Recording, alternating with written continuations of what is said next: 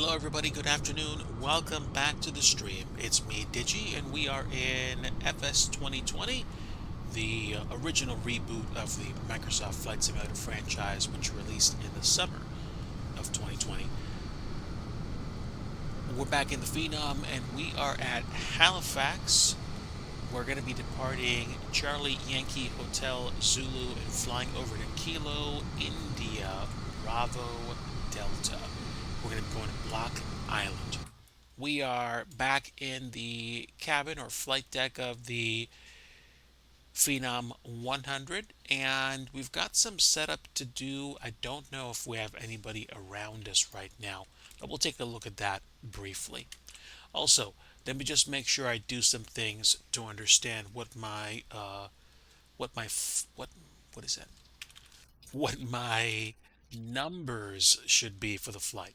But welcome in, everybody. Hopefully, you're having a very good Memorial Day weekend to my friends in the States.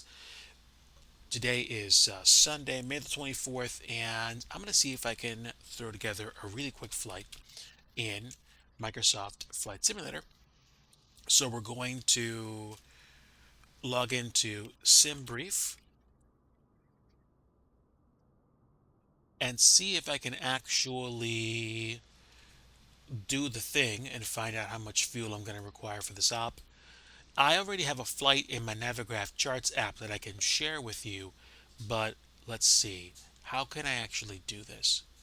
Can I actually edit a flight that I have just created? I don't know. I can see.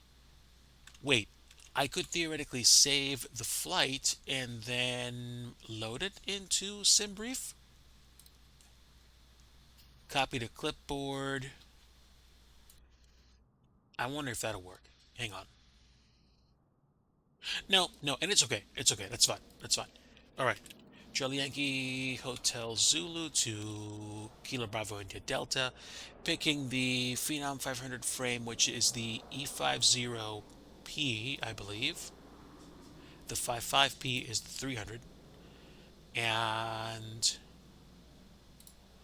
take those readouts in pounds. It's a basically 2 hour and 10-minute block time flight, and I still have the same runways. So for some reason, this actually gives me this actually gives me a more direct route.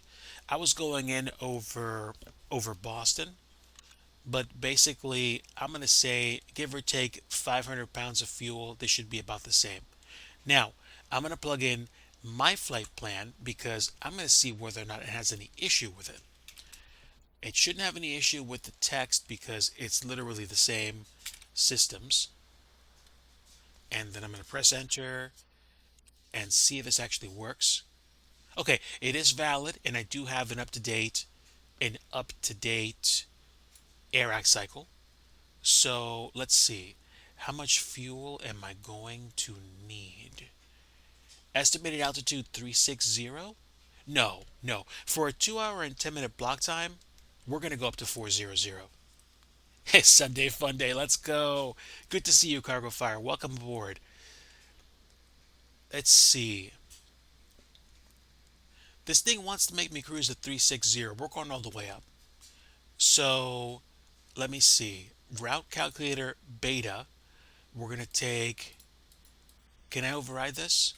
I think I should be able to. All right, 40,000 feet. Let's generate the flight. Let's see what it tells me. I know you're just looking at the inside of the Phenom. I'll be ready for you momentarily. It says, notice, arrival runway may be inadequate for landing. uh, Block Island is certainly not an airport to mess around in. I'll give you that. But landing east is definitely going to be fine. Landing west, you better have your A game. Okay, so 40,000 feet, we're going to take 1,979 pounds of fuel. So that means I'm probably either going to go with 2,000 or 2,100 pounds just to have a little extra security. But that's fine. Let's go ahead and grab the equipment, excuse me, and set up, um, yeah. GPU for now. And let's see. Cockpit voice recorder, we should be fine. Max auto.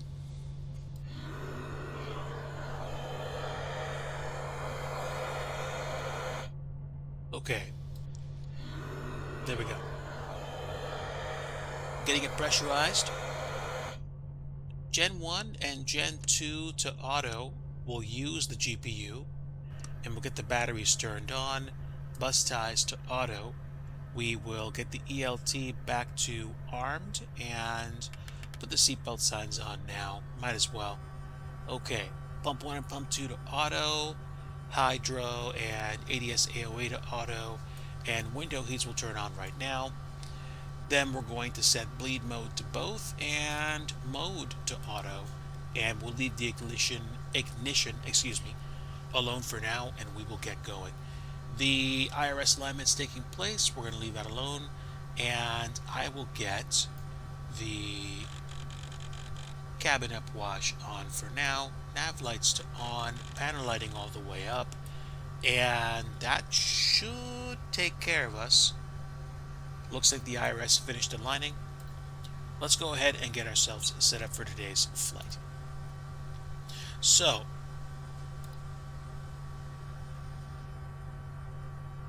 again, Charlie, Yankee, Hotel, Zulu is a departure.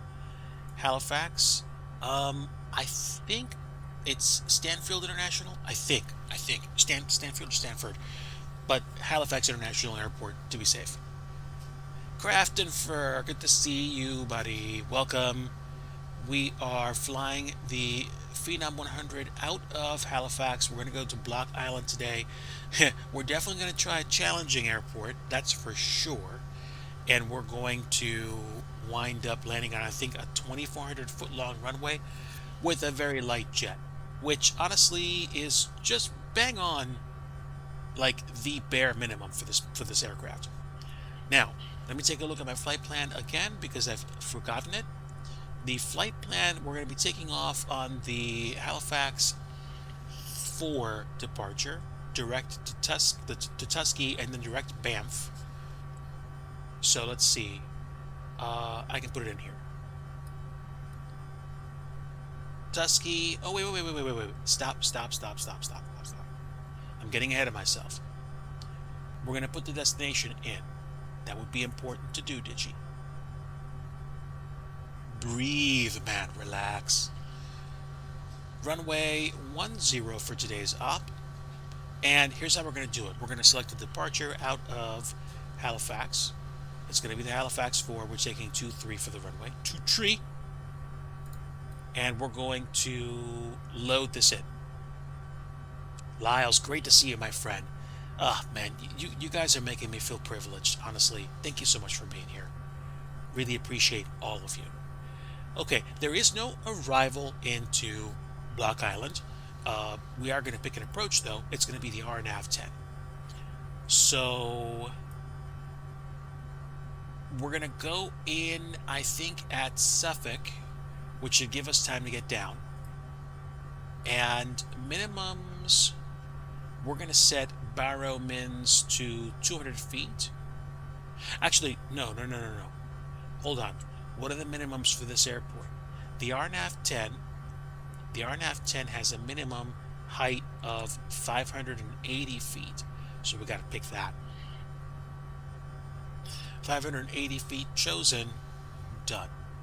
And we have a few holes to deal with in case we have to go around, which this is a short runway. That might be the case if I don't pay attention.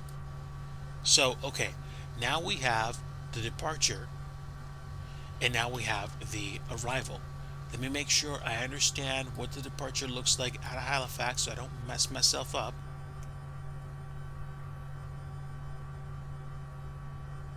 Where is Mensek? Show me. Show me the overlay. Okay, so the flight plan is making me go to Mansec at first. So let me go ahead and put that in and find out where it is in relationship to Tusky.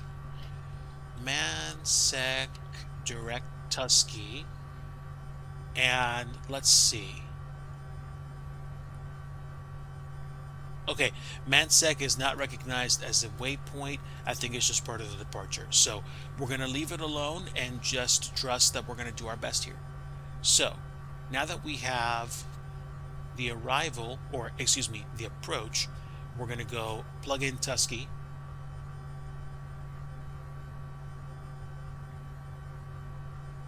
Sorry. We have to plug it in the en route section. Duh. Tusky. And then we're going to go to Banff. We're going to do something that you probably don't typically see anyone doing. We're going to overfly Boston at about 40,000 feet. And then we're going to go direct Bogart.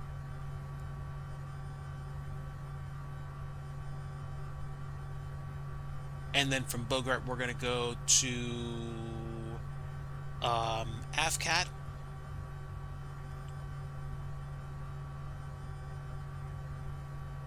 AVCAT, A-V-C-A-T. Here we go. Beautiful. Okay, so we got Tusky, Banff, Bogart, AVCAT, and then from there, we're going to basically wind up at Suffolk, which is going to be our next fix. Here's the thing. Now, I'm trying to figure out what the best approach is going to be, so I'm not going to worry about the VNav doing everything for me. I guess I could if I wanted to, but I don't really know what the best altitudes are going to be. I guess I could check the flight plan and see what it's going to give me, because I did generate a flight, so I should have a briefing. Descent. AVCAT can be at 15,600 feet. Well, I guess that works. Yeah, I'm not going to spend too much time messing around with the altitude. I know that we're going to be descending at a constant rate once we overfly Boston. I'm about 1,000% sure of that. So we've got the en route waypoints, and we've got the departure, and we've got the approach.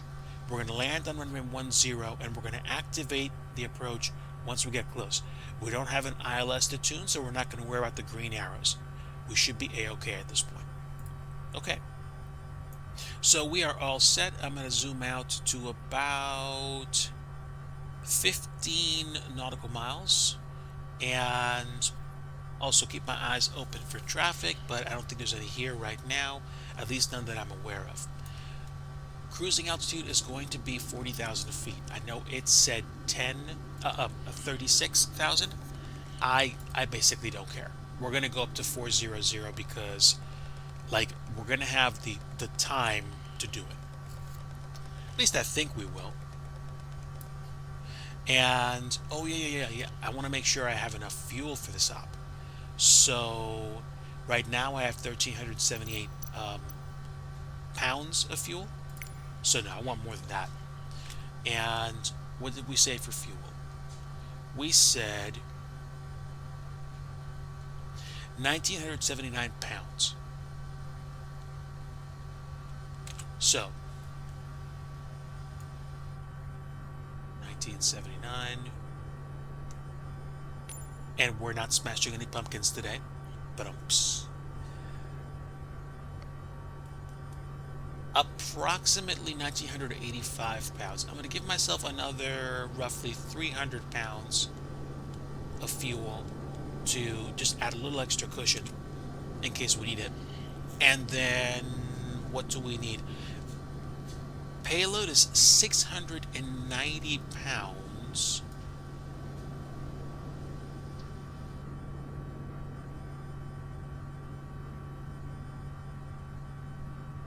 So that's pretty close. We're fine.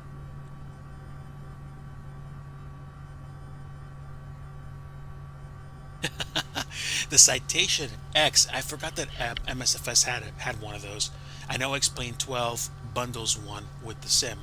I haven't actually flown a Citation X. I don't think like ever. I should probably learn it. It looks like a bit of a huge plane, or at least a very powerful and kind of like majestic one. So yeah, I've got my numbers roughly. I've got a little extra fuel for the trip, and I should be ready to get set up now.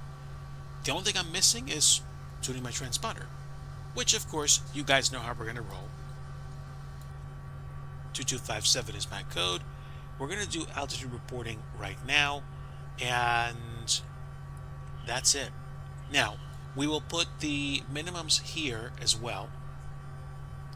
I believe I said 580 feet were the barrow mins at Block Island. So we'll get that set up. I'm so glad I can scroll with my mouse wheel for that. There we go. And that should do it. There we go. All right, that's set. I'm not going to bother using GSX for the pushback because basically we're at a BizJet ramp. I'm just going to go ahead and taxi myself out. Speaking of which, the taxi route is going to be Alpha to, I believe, taxiway 1 to Golf to Foxtrot. We're going to cross runway 14 and turn right into Lima and depart on 2 tree with magnetic deviation of 233. We're going to make sure we have that set, and that should be how we kick off here. Folks, as always, please let me know if the volume is too quiet or too loud. I'll do my best to make the volume levels comfortable for everybody. And I think with that heading bug being set, we should probably have everything that we need, except for, of course, the yaw damper and the flight director. So we have the nav lights on. There is no beacon switch here because the beacon turns on automatically when the first engine lights up, and it turns off automatically after the last engine shuts down.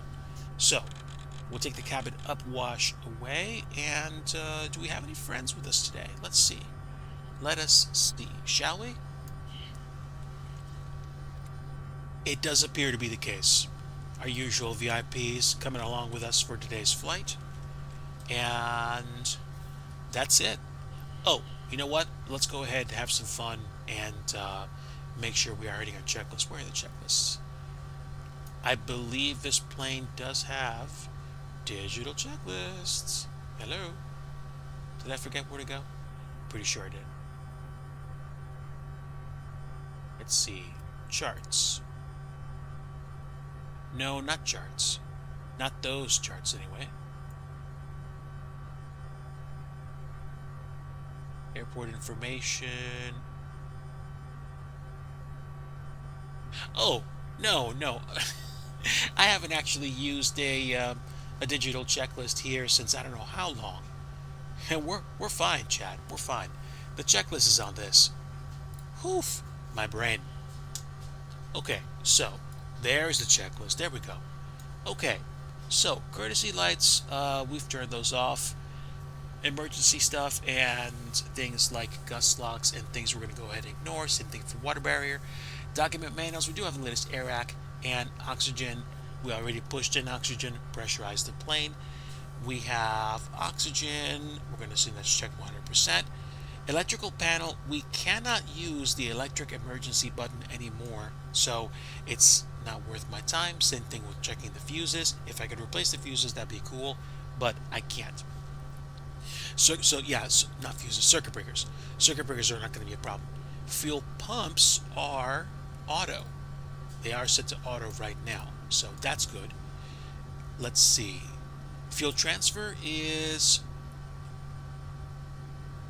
not pushed out. If it was pushed out, I believe it would show on the checklist. An advisory. Let's see, fuel transfer. So there we go.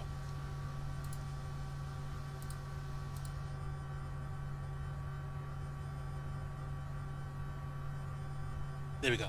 Fuel transfer is off. That means that is not pushed in. That is pushed out. ELT is armed. The hydraulic pump is auto. Gust lock, rotor gust lock, those are out. We have pressurization panel. We'll double check, of course, with the gliding gear being down. Pressurization bleed both in mode auto. That's manual, that's auto. So pressurization is set. And air conditioning, ignore. Fire extinguisher panel, ignore. Actually, we'll double check the tests shortly. Start stop knobs are in the stop position, and we do have this thing fully idled. The throttle is not in play.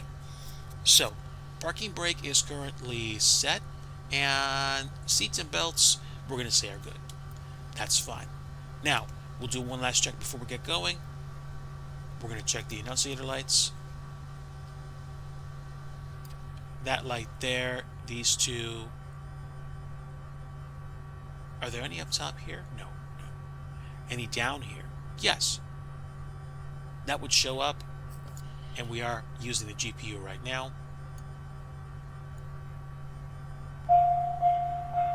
Fire. Okay, fire test. Stall.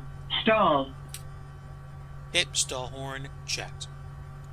All right, so we've got those things set. Anything else I need to do before I bring the yokes back in? I don't think so. Window heat's on, and I don't presuppose there's going to be an issue with icing on departure. It's a pretty clear day out there. Looks wonderful. At least mostly sunny. So that's it. Before start, let's see. Winds, we're departing on runway 23. Based on the wind, we're going to look at everything here. Engine ignition. Yes, these have to go to auto. They're off right now. That's off. That's on. Excuse me. That's on. That's on. And this is auto. That's all we need. And batteries. We're using the GPU right now. I'm going to go ahead and take the GPU off and remove it. There's no chocks in place. We should be ready to go momentarily. Parking brake and chocks removed. Parking brake is set. The chocks are removed. Circuit breakers, ignore. Nav databases we've checked. It is a nice plane. I like it. And let's see.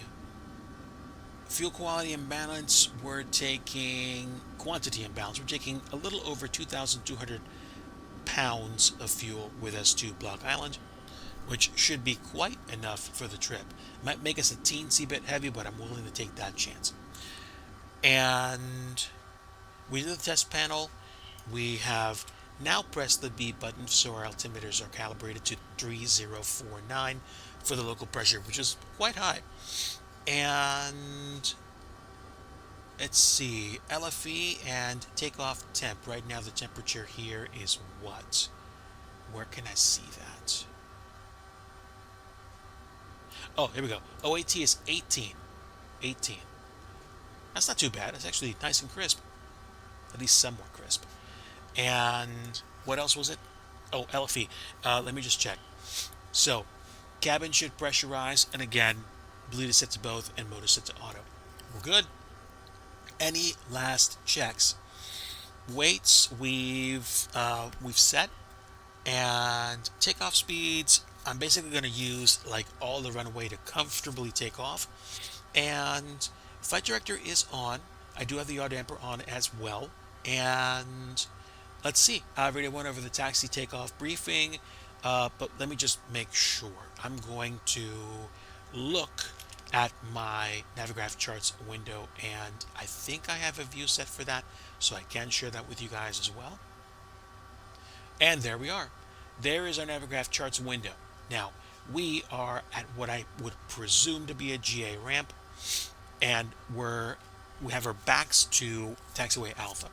We'll taxi up Alpha, make a slight left onto what looks like taxiway 1, then a right turn on Golf, then bear left onto Foxtrot and cross runway 14. Foxtrot turns into Lima on the other side, and then we line up onto 23 and take off. The heading is already set. Once we take off on 23, we will go on the Halifax for departure. Halifax 4 takes us to 5,000 as our initial climb.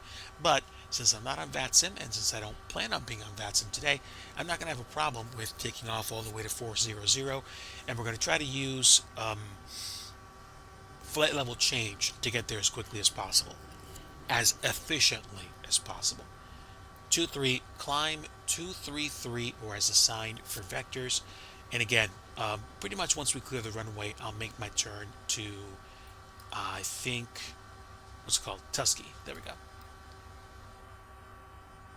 So, I mean, we'll have to keep my eyes peeled for ocean-bound traffic, but unless they're leaving right now, we might be able to beat the rush.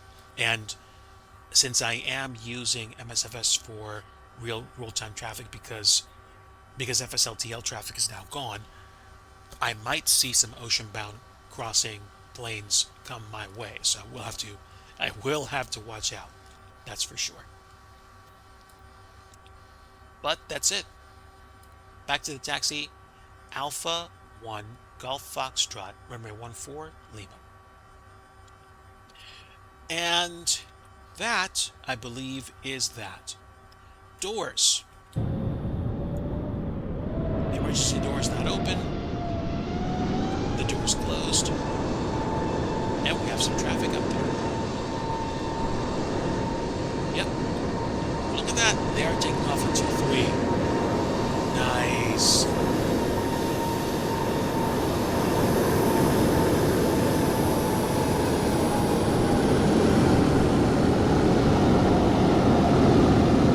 Very nice. All right. Let's put this away and let's get going. Take care, Crafton. Have a great rest of your, rest of your Monday, and a good week to you as well. Thanks so much. Okay, we have 24.7 volts. I think we can still start this plane up. So let's go ahead and do that. We have some AI next to us, but I don't think anybody's going to get in the way if we start the engine, so we're going to do that right now. Just one quick check.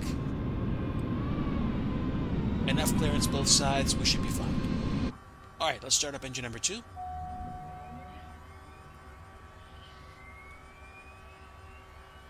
And confirm, yeah, we are idle.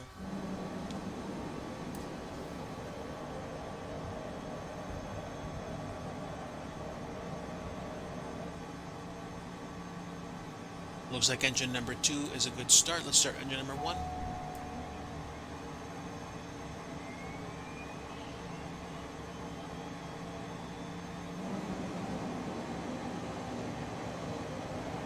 Engine number 1 is also a good start. N1's coming up, and the ITT climbed really quickly. Alright, after start, engine instruments. They're looking decent. Yep, they are responsive. GPU has been disconnected as of a while ago. Flight controls, we'll do a quick check. Full left, full right, full forward and back, and rudder is functional. So, flight controls, check. Trim might be a different story.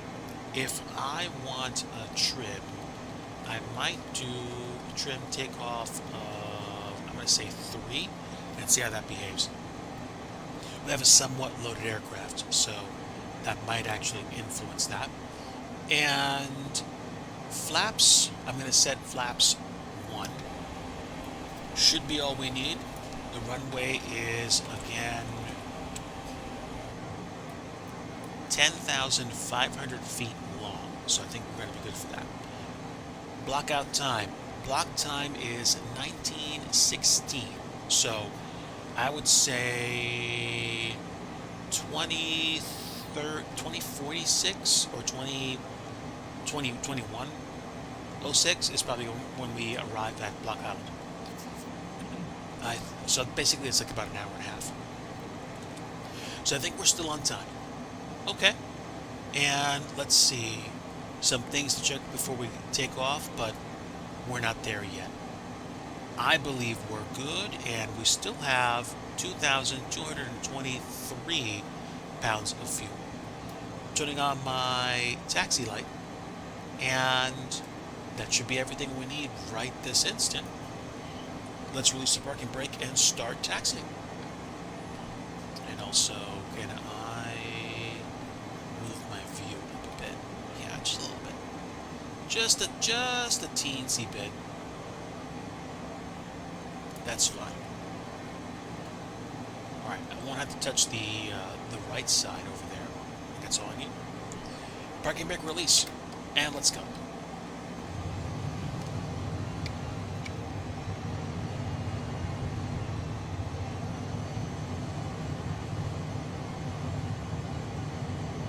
Nice hangar.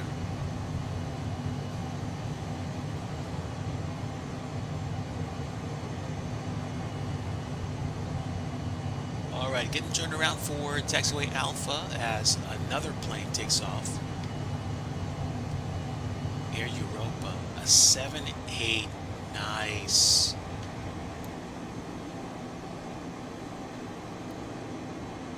Are they taking off? Yep, looks like.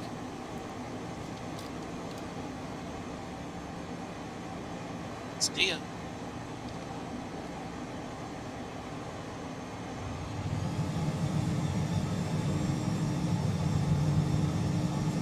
Oh, look at that. Isn't that phenomenal? I think it's a 300, honestly. In front even. Sheesh.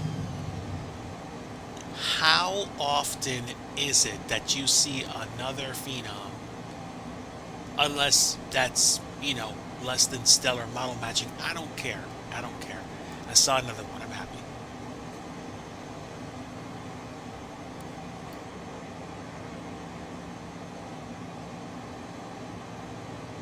That's good. All right, this is good. We're zipping. Ground speed was like 25 knots or something. I think we're okay.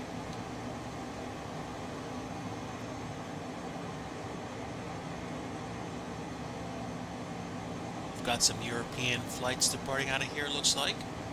That's neat. All right, where is my taxi? Okay, yeah, I got a little bit. I'll see the turn. So hopefully I'm not just seeing 7/8s on the way out here. Hopefully not. not that I mind. Not that I mind.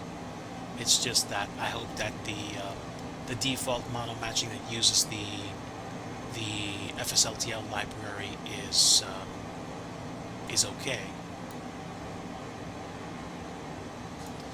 Okay, landing lights up, strobe lights on.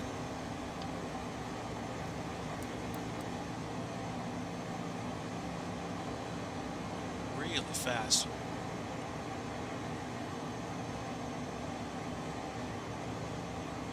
Yeah, we're clear.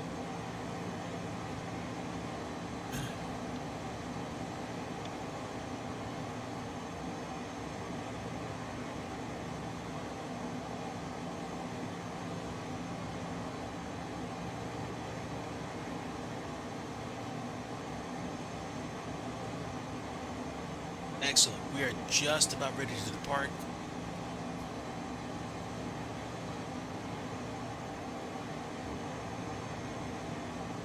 Okay, let's hold short here for a moment. Set the parking brake and just check for traffic in the area. I don't see anybody inbound right now, but I also don't have traffic turned on at the moment. I do have my transponder squawking, and I also want to make sure I'm using GPS for the departure because, again, I'm not using ILS, so I don't even need to be in the CDI views. Now, let me just cheat a little bit and use the GPS tracking. It looks like someone is at the end of 2-3. Are they coming in? I can't tell. Unfortunately, I don't know if these trees are supposed to be there, so is what it is. Let me go ahead and just proceed at this point and turn my timer on, since I'm going to be turning on the chrono to enter the room.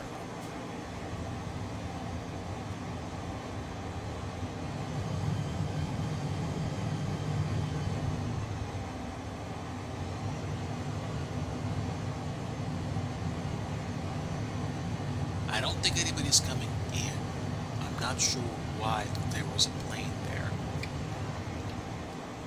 Unless, of course, they are. Is that a plane? A helicopter? I can't tell. Oh, no, wait. That's a bizjet. That's another Phenom. Which makes me wonder, is the sim only reading my files since I have real-time traffic turned on, or is FSLTL just not working anymore? I gotta check something, and I'm not 100% sure if it's my fault, if it's possible for me to have any traffic at all. I don't know. I don't know.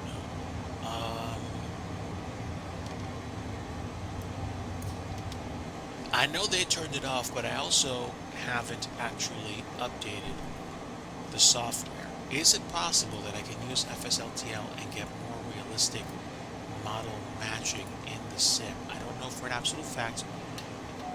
Let me set my parking brake and start the injector real fast.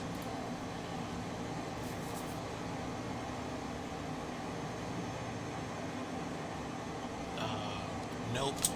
And let's see if it actually even plugs in any flights. I don't even care if these are all AI generated. All right, give me a bit. Give me a bit. I'm going to turn off the real-time traffic. And let's see if it actually does the thing.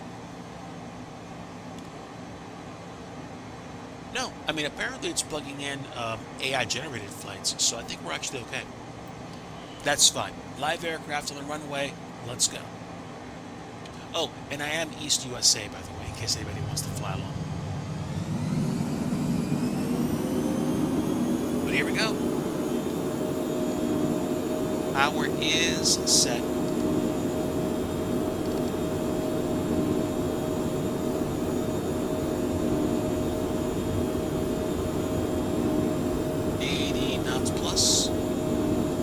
My plane likes to keep turning one direction for some reason. Whatever. Okay, let's do a gentle rotation.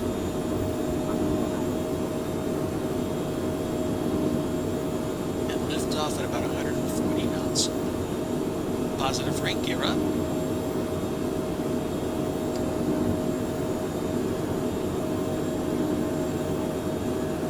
Laps up.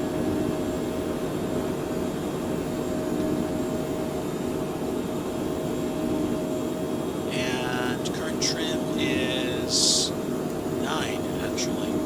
Could be 8 or 7. Let's do autopilot. Nav. And flight level change.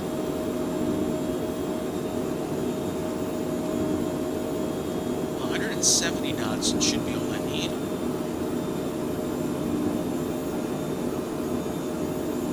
And I do not see any traffic in front of me. This is good.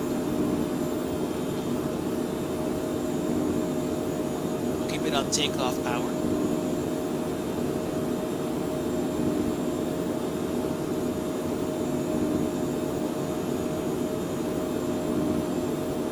And we will remove Mansec or go direct to Tuskegee at this point.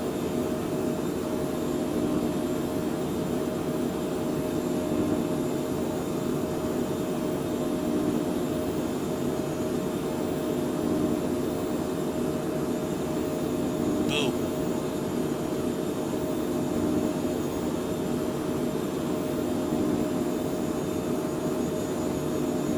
I did forget to do the checklist before we depart. Let's see what I missed.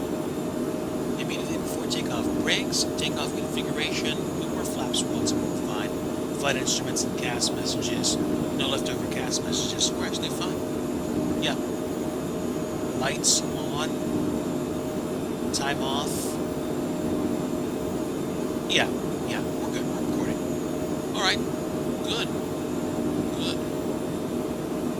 Thrust levers. Yard amp pressurization.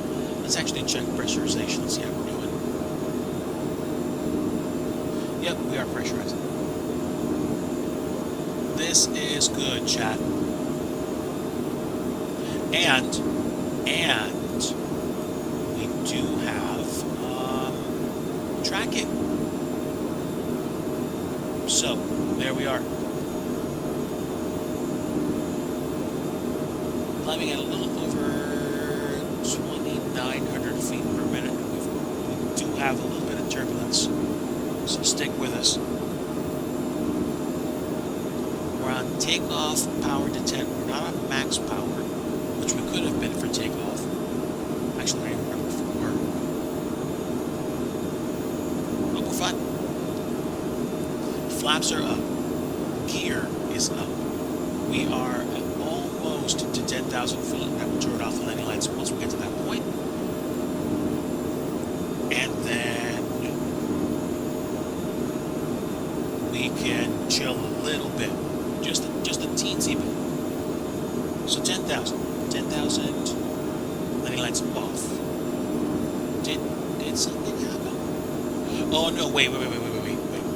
I think I might have borked something. That's weird. Did I push a button? Because all the lights turned off. You know what I might have done? I might have accidentally pushed the L key on my keyboard. It's okay. So nav, strobe are on, panel lights are on, landing lights are off. We're fine. Now let me just double check. The LT is still armed. Seatbelt signs are still on. Pumps are auto. Yeah. Window heat's on. We're fine. We're fine. Okay. Coming up on 12,000, and we are well on our way to Block Island. Today, we're not flying the Phenom 300. This is the Phenom 300's kid brother, the Phenom 100. This is a very light jet. You would not take the 300 into a place like Block Island, and it's going to be tricky taking this into Block Island, but definitely not the 300. Anything that even smells like mid-size might have problems landing there because the runway is really small. Let me go ahead and just double check myself here. Runway 10 is 2,502 feet, so I was more or less correct. Hey, Sim Caesar, thank you for the raid. Welcome aboard, everybody. We're flying to Block Island today in the Phenom 100. Loud sounds incoming.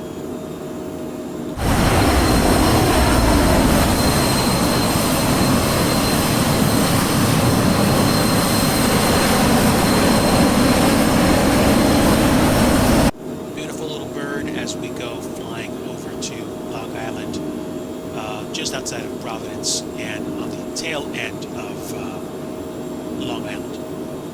But hello everybody, thank you so much for stopping in today and for making me a part of your afternoon. I know a lot of you folks were watching or participating even in the Sim Caesar fly-alongs. Hopefully everybody had a great time. Sim Caesar, again, thank you so much for the raid. Appreciate you stopping by, and I hope that you had a great time on stream today.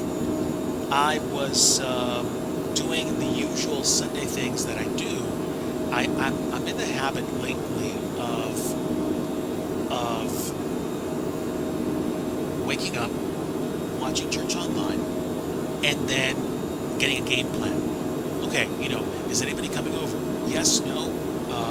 Regardless, I usually try to do things like, make the bed, clean up a little bit, maybe do a little bit of laundry, and try to be in a better place by the time, dinner rolls around.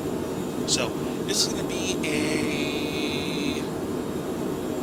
once and done flight, but we took off from Halifax in the Canadian province of Nova Scotia, which was a beautiful destination that I visited some 4 years ago on a cruise, and just looked beautiful. I went to the shore, and I went to visit a place at like low tide, and my family had some delicious, like, lobster roll or like lobster sandwiches when they were out there. I also went to New Brunswick, and I had authentic potato, and basically enjoyed myself over there. Today we're flying back into the States. We're going to be going to Kilo Bravo India Delta, which is Block Island, home to a 2,500-foot long runway. You definitely do not want to mess around with going long or landing short, especially if you're coming in from the east. We're not coming in from the east. We're going to be coming in from the west because we're going to land runway 10. But again, this airport's no jokes. Like, we need to be on our A game here, and we need to be set to go. We are climbing at about 2,100 feet per minute, and I could probably give the engines a little bit more go juice, but I think this is actually fine. In another, I want to say, probably 5 to 10 minutes, we should be at cruising altitude. And of course, I'm just checking to make sure I am still. I didn't actually accidentally mute myself, but we're fine. It is a somewhat mostly sunny day. Looks like we're going to be coming into some clouds. Hopefully nothing too major. And we're going to be overflying Boston Logan International probably at about 40 or between 35 to 40,000 feet. Because right around the point we get close to Boston, we're going to begin our descent.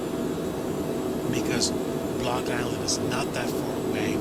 And we're going to want roughly 120 nautical miles to start slowing down. And that's going to give me just enough room if I start just before I fly over BOS. So that's how things work. Wishing everybody a very good Sunday and a restful and reflective Memorial Day weekend. I hope to spend some time with family tomorrow, and then it's back to the XP grind, IRL work mode on Tuesday, as probably a lot of people are. Some people are probably working tomorrow, so that's how things are. That's how they work.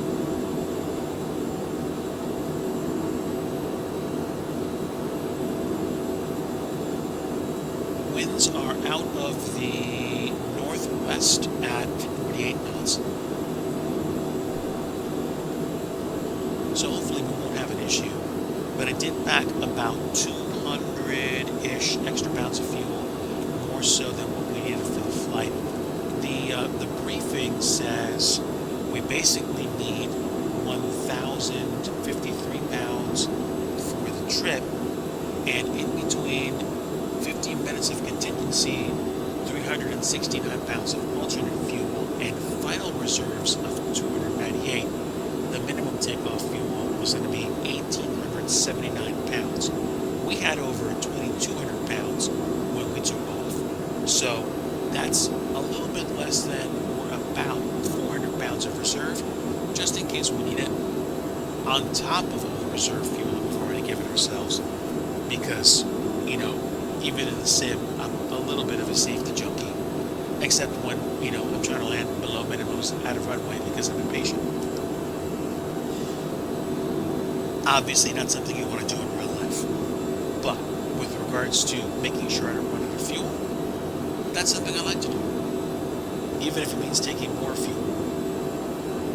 But I guess the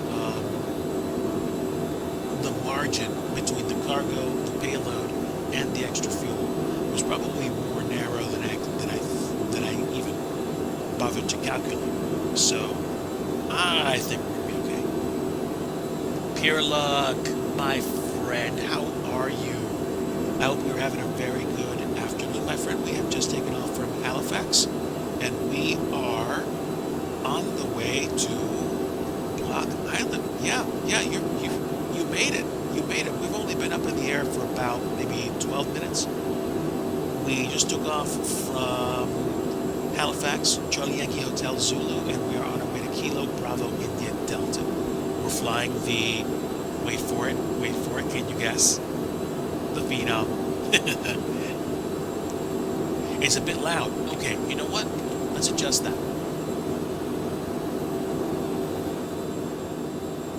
Let me take this down a bit. You know, also, thank you for telling me the levels for the sim sounds were going into the yellow. Oh, not the new one. This is the old one. This is basically the Phenom 300's kid brother, the 100. I'll show you an external view. Earphone warning.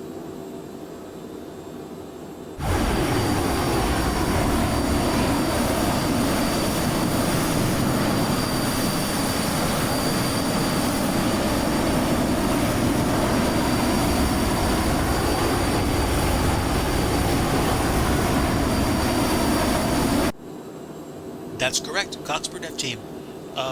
I forget how many years ago they released this. I want to say they released this in 2022 or 2023. But man, I flew this for a good chunk of time when they released it, and I'm still a fan. I'm seriously still a fan of the plane because I mean, this plane was what I used to learn how to fly on VATSIM back in my FSX days when I had to actually have a plane with a working flight management computer. And the default planes didn't have it. You couldn't actually create flight plans that way. You could export the flight plans from SimBrief into the FSX default aircraft. But I mean, I had to back that up with being able to, make changes to my arrival on the fly, and also, fly the plane. So I don't know. I guess I was a bit more of a what, rabble rouser back in the day. Whatever the case, the Phenom 100 is definitely a plane that I enjoyed learning how to fly on VATSIM and flying IFR. I could definitely use this plane for flying VFR as well, and I did for I think a time. I think I like business jets. I mean, I'm half tempted to reinstall P3D V5 just to be able to reinstall the Phenom 100 over there, as well as the Premier 390 1A, the old Beechcraft business jet, which is kind of a weird anomaly. It is bigger than the Phenom 100, and I haven't seen too many people actually fly that plane IRL, but whatever the case, it's a wonderful aircraft. It is a wonderful aircraft. Almost coming up on flight level 340, and we are, I think, still at a serviceable speed. So I'm not worried about getting up to flight level 400. We'll recoup the airspeed that we lost in the climb. Oh yes, definitely oldies. I still have fond memories of flying in FSX. While the cool kids had P3D Professional.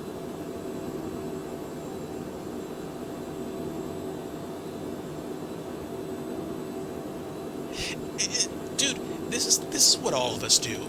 We have our ways of flying the sim. Like, we have our routes, we have the corners of the world that we typically spend a lot of time in.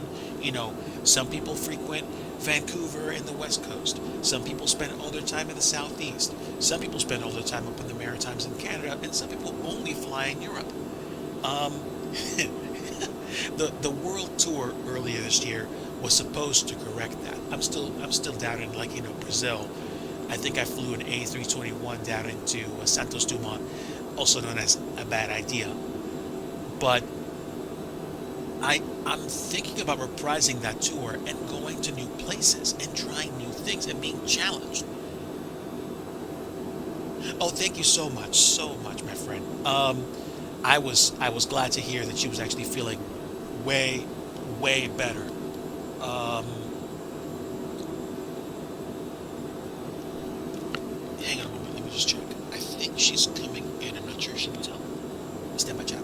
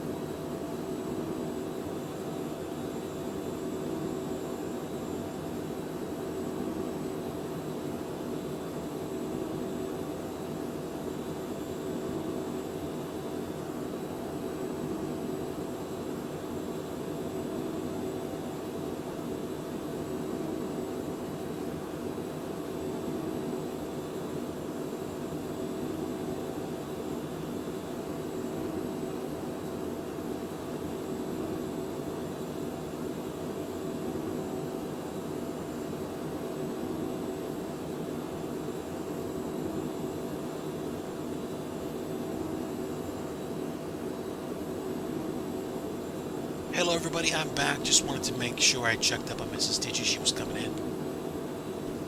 Hello, all about that space. Thank you so much for your first time chat. Great to see you here. Thanks for stopping in this afternoon. We are flying in the Phenom 100, and we're headed off to Block Island.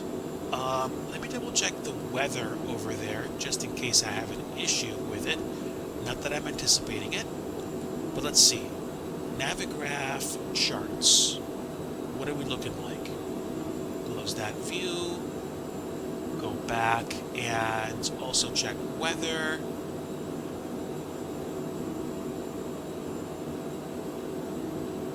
Oh, there we go. Airports. Weather at KBID. Winds are 100 at 9er, gusts 16. 5 statute. This. Oh boy. I may have to divert. I didn't bother looking at the METAR very carefully. The ceiling. Oh, take care, enjoy your dinner. All about that space. Hey chat, guess what the ceiling is at Block Island?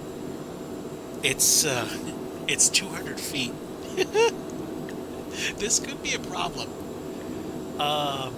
200 feet, temperature 12, dew point 11. The altimeter is 3027. I don't believe this plane is rated for, Cat 1 or Cat 2 landings. So, I don't know. We may have to warm up the alternate, which right now is currently Manchester, Boston Regional. Well, we have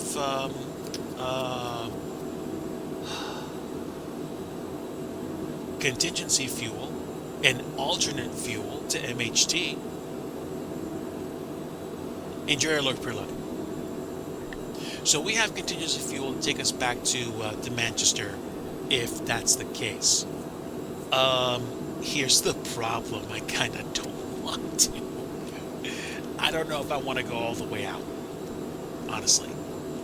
If put it to you this way, if we decide to go to Manchester anyway, I'm definitely going to accelerate the time in the sim. Right now, the current arrival at Block Island is probably going to be somewhere around 7:30 or 7:45 today.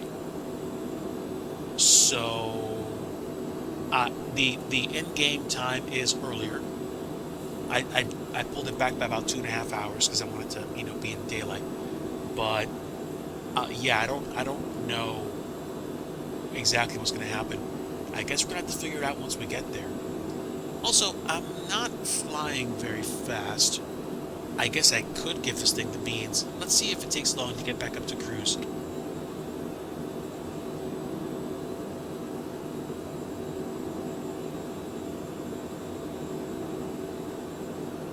Not that it was doing much.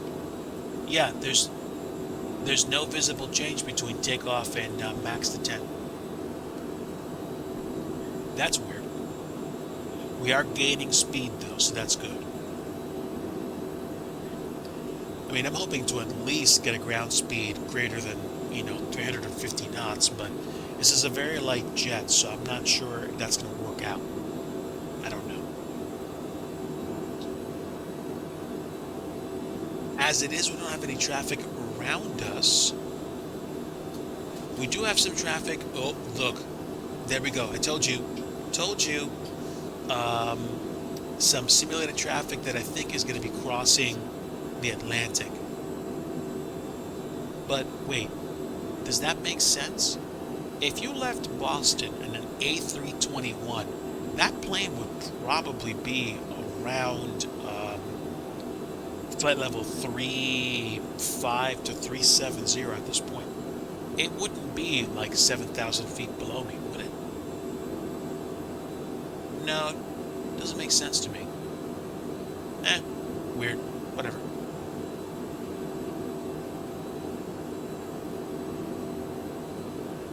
Whatever the case, we're fine. I'll keep my eye on traffic, maybe even see something coming up out of the clouds. Maybe? Maybe, I don't know. Let me move myself over here. Let me break out the binoculars. Can't zoom in too far right now, but man, this bay looks pretty pretty.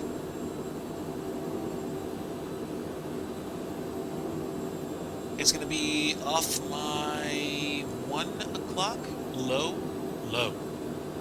So let's see.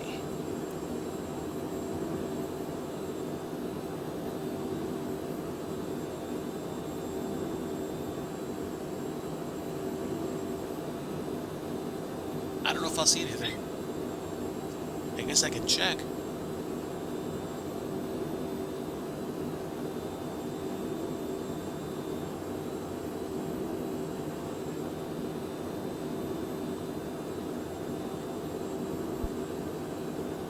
Whatever the case, we're fine. Traffic is definitely not a factor right now. We are coming up on the,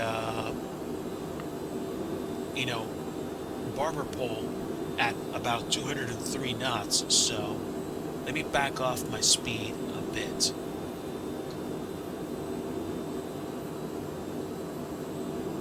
Hang on.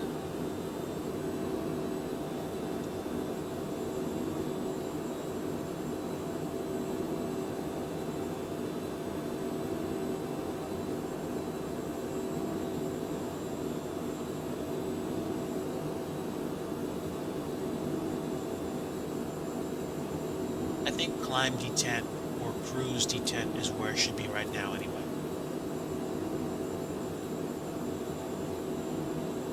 IFE, what is my pressurization?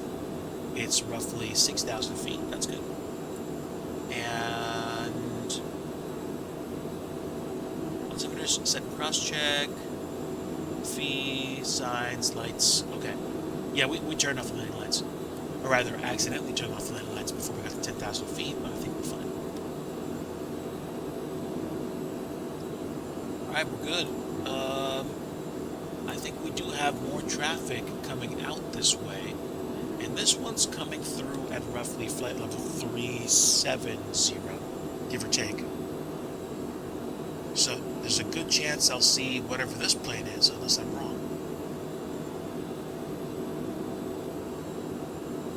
I'll check real fast. Otherwise, onward. We're about to go feet wet before we get to Tuskegee, which is going to be in another probably 5 to 15 minutes. Ground speed is 336 knots. Not where I want to be in terms of speed, but we'll just keep sipping the fuel. As As long as I don't slow down too much more. Yeah, keep me around that airspeed, please, aircraft. Let's see. Will I be able to see this aircraft wherever it is? I don't know. We'll find out. It should be off my... There it is. Ooh, nice.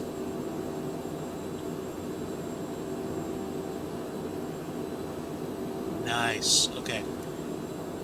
That's pretty neat.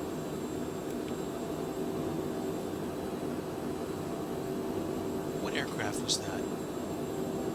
I think it was an A321. And if it was a TAP, TAP, flying to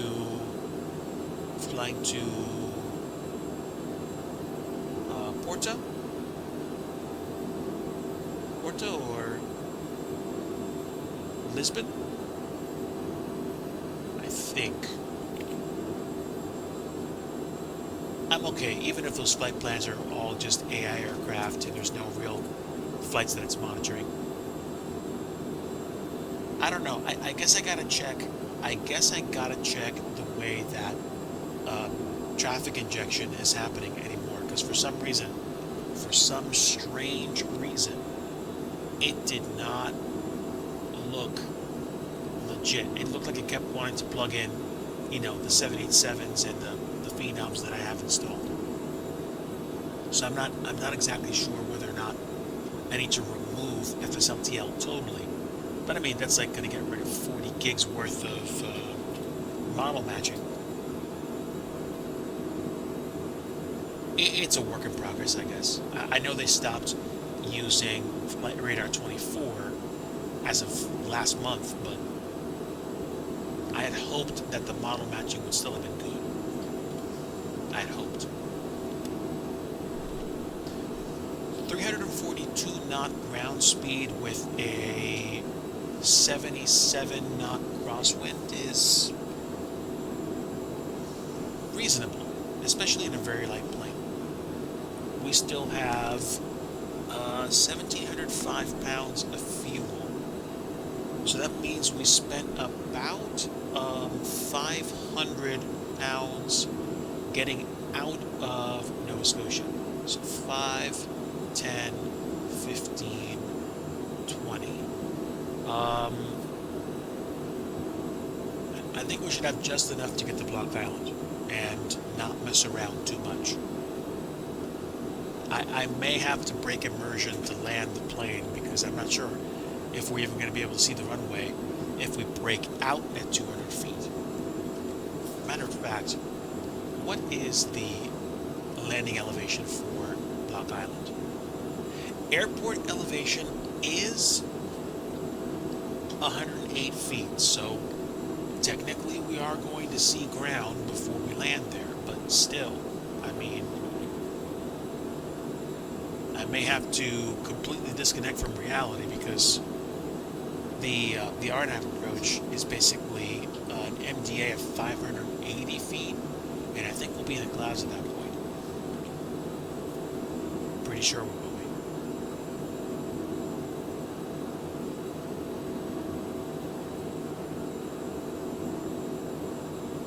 On top of the fact that this is basically an offset approach, so we may have a problem, but we'll do our best. Maybe.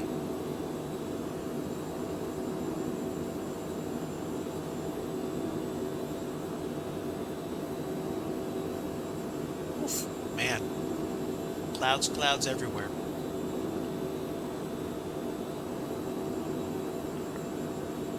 How's everyone doing today? Hopefully you are enjoying the rest of your weekend. If you are stateside, happy Memorial Day to you. I wish you restful and reflective time with friends and family. I am grateful for those that have served this nation and paid so that I can actually rest at night. Grateful for those.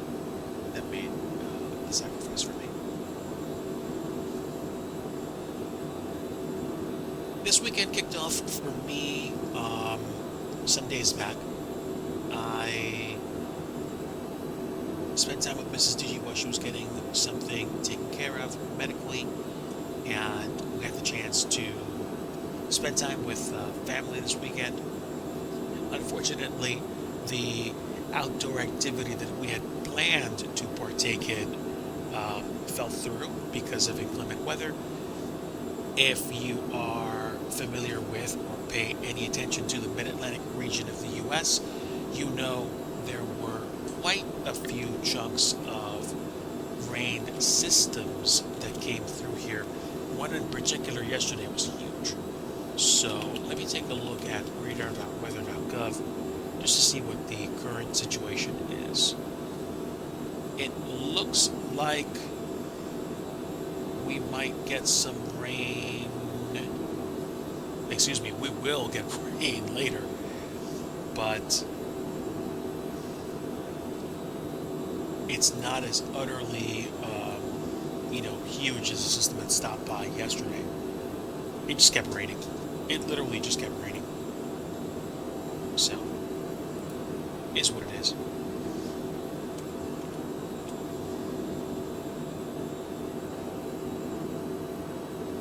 Okay, I can't zoom out beyond 25 nautical miles before I stop seeing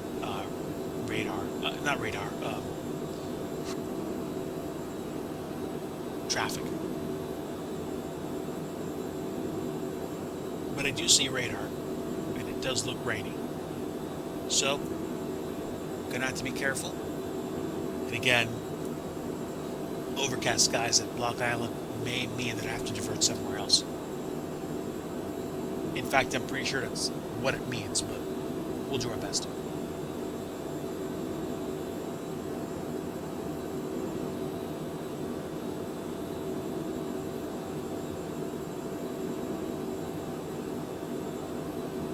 I believe I am East USA in Microsoft Flight Simulator or FS 2020. If any of you still have that sim and want to fly along, we're flying to a bespoke scenery. Block Island Airport, which is Kilo Bravo India Delta. There's probably a chance you have this airport if you either have the deluxe or premium deluxe variants of FS 2020 installed.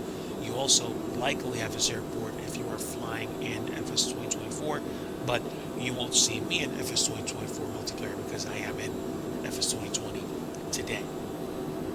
The only reason I have more than a few reasons why I have FS 2020 installed, but I do not have the premium deluxe version of 2024.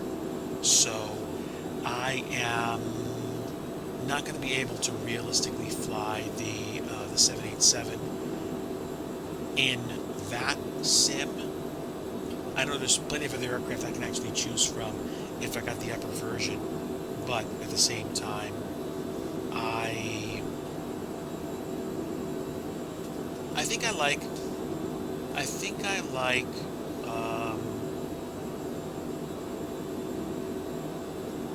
FS 2020 because the graphics, the use of DX11 over DX12 is easier on my GPU, as opposed to say hard drive. It's easier on my GPU, and also is easier on my hard drive, I think. And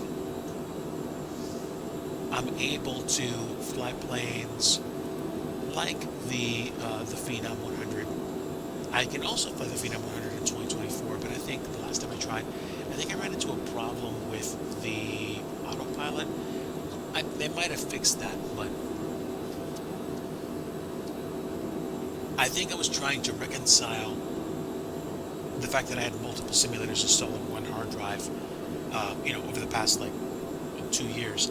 At one point, I had X-Plane, Microsoft Flight Simulator, and P3D installed. And there was a point at which I even installed FS 2024 on top of all that, and I was streaming the planes and the scenery.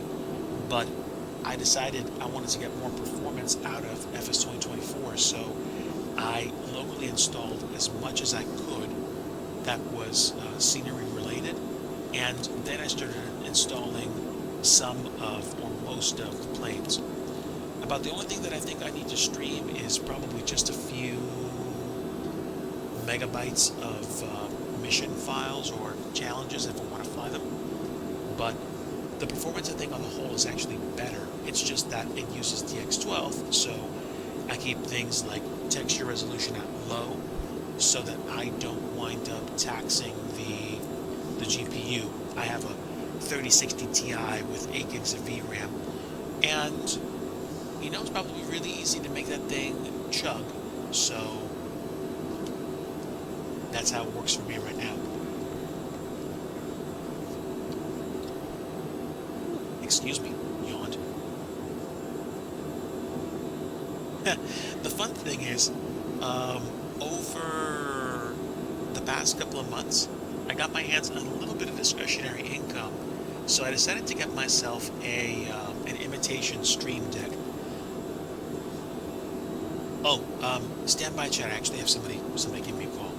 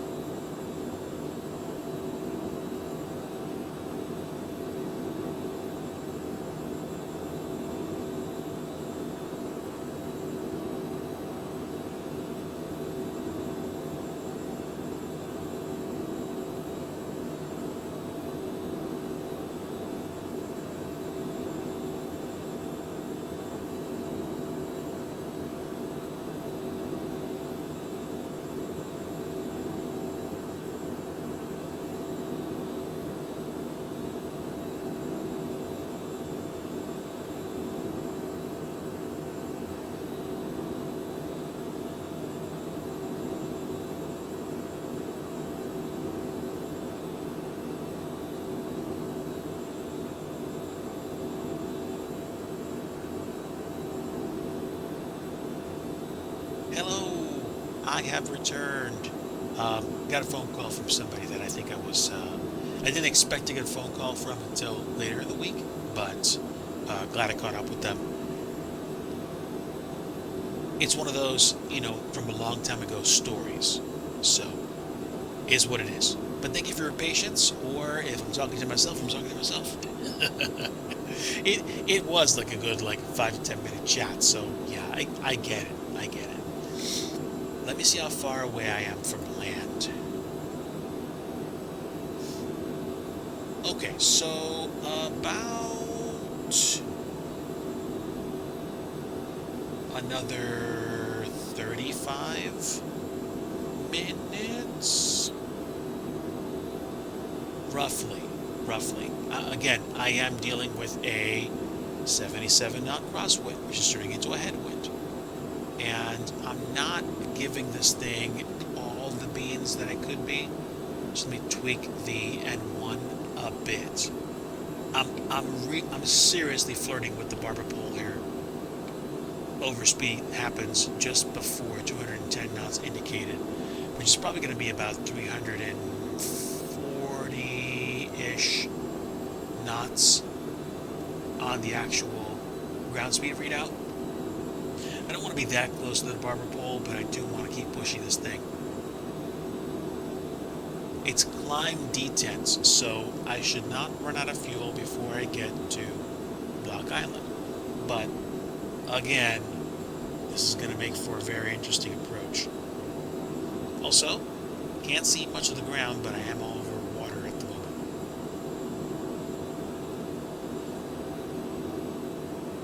With that said, hope everybody's having a good afternoon today. I am doing a once and done flight today.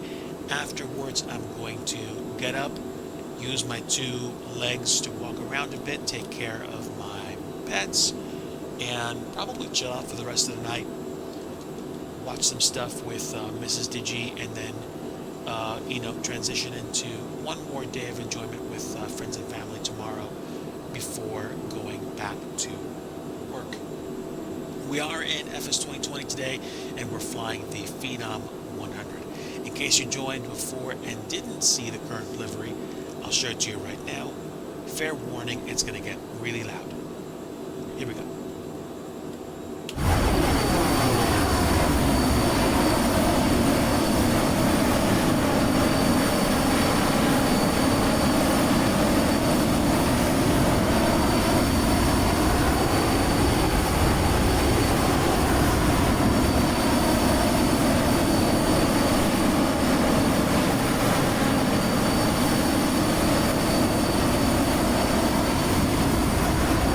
It's a nice looking bird. I like this. I've enjoyed flying the Phenom 100 for quite a while. Now, I know that the Phenom 300 recently released. I haven't had the chance to purchase that.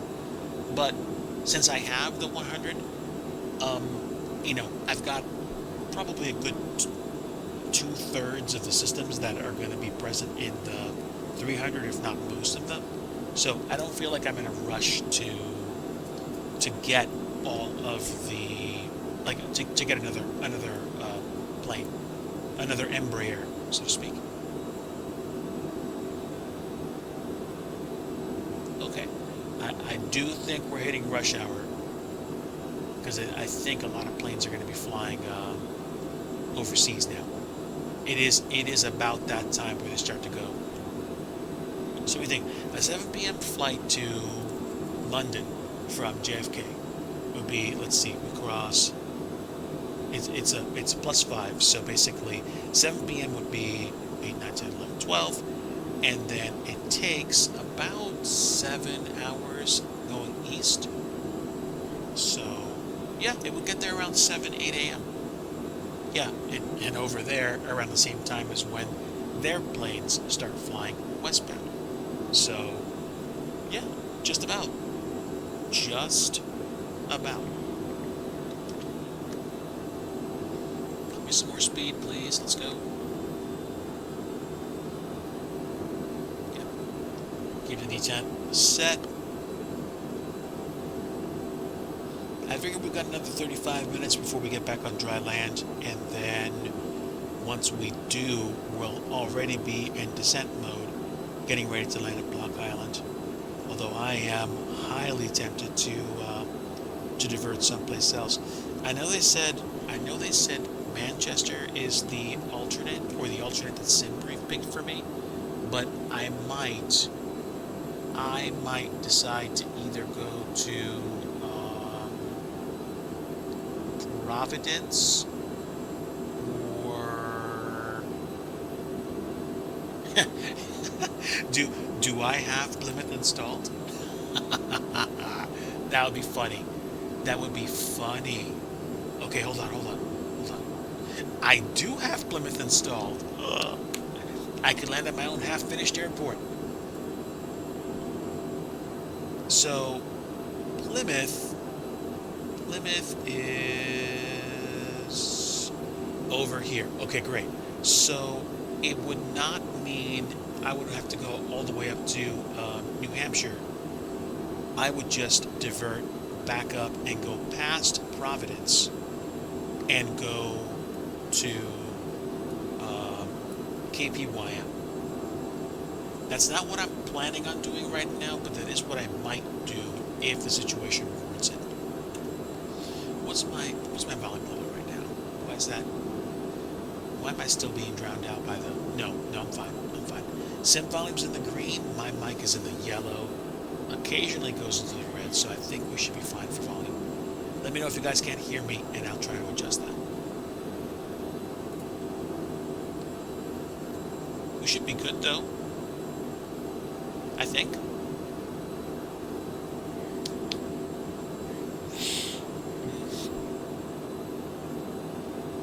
This week I'm going to try to do some more scenery DevOps in Blender, and I'm also going to try to get back to Lafayette Regional, which is Kilo Lima Foxtrot Tango, and finish up the parking lot and start working on the terminal and the other buildings. Maybe back off a little bit. I'm just about to overspeed.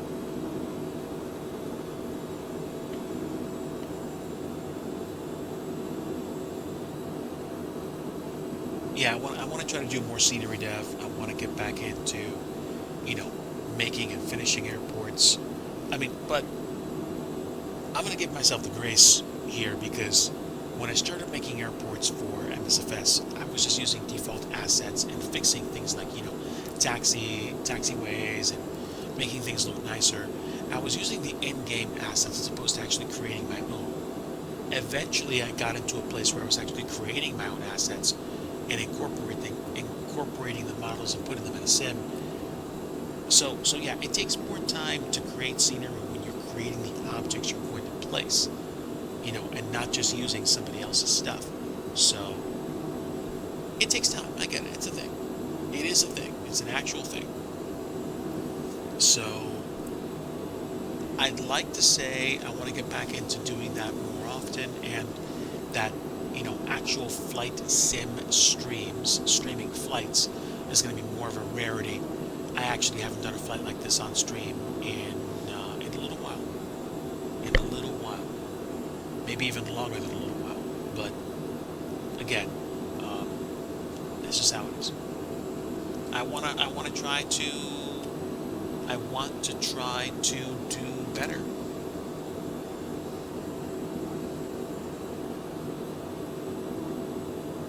And part of that means challenging myself. I was, kind of stagnant for a little bit, and I felt like I wanted to get back into scenery dev, but I didn't really know how. So I started just trying to do it anyway, and I found the motivation to get back into it again, and I'm really grateful for that, because I wanted to, get back into it, and not just finish what I started, but basically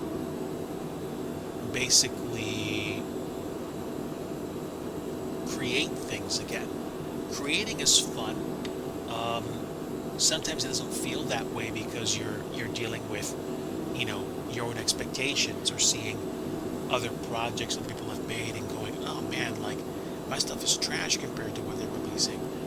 Well, I'm trying to give myself more latitude to say, hey, they've got this is their full-time job, or they have other tools, or they have more time to focus on this, and I'm actually doing IRL work and doing other stuff as well. So if you're in the same camp and you feel like you can't make ground because you're not you're not moving as fast as somebody else is, I'll tell you from experience, it's not a healthy place to be.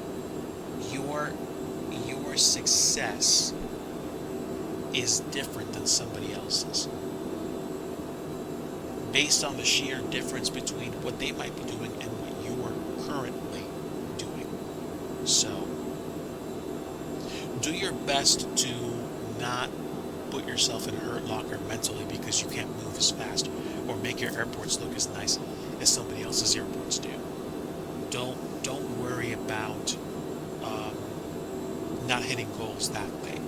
If you like creating assets for Microsoft Flight Simulator, but you're just not sure how to get there, you either will or you won't. But if you make the journey better by trying and by doing the thing that you want to do and just experimenting and seeing it whether that works for you, and it winds up working out for you, that's fantastic. If it doesn't wind up working out for you, that's okay too. I think we've got another plane coming by. I think. I don't know if I'll be able to easily tell it's coming through. Let's see. Just about 3,600 feet below me. There we go. Yeah, we got lots of planes coming through. I can't tell what kind of plane that is, but I would say it's probably either an Airbus A320 or A321. Hopefully my model matching is serviceable, because FSLTL traffic plugin doesn't actually use Flight Radar 24 anymore. I think it uses AI generated routes as a backup. I think. I can only hope, because I'm seeing traffic, and I have the live traffic plugin the live traffic mode turned off in the sim. So I am using the traffic injector, so clearly something is coming from somewhere to some other place.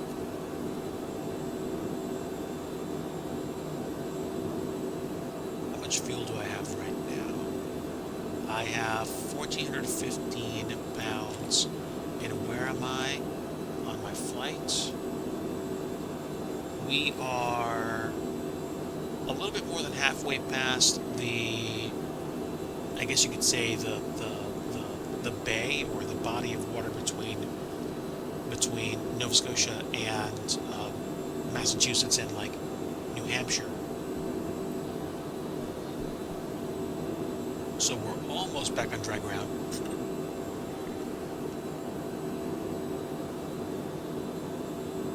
So let's see, we are basically another probably 45 minutes away from our destination. And we are, we're so pushing the barber pole right now.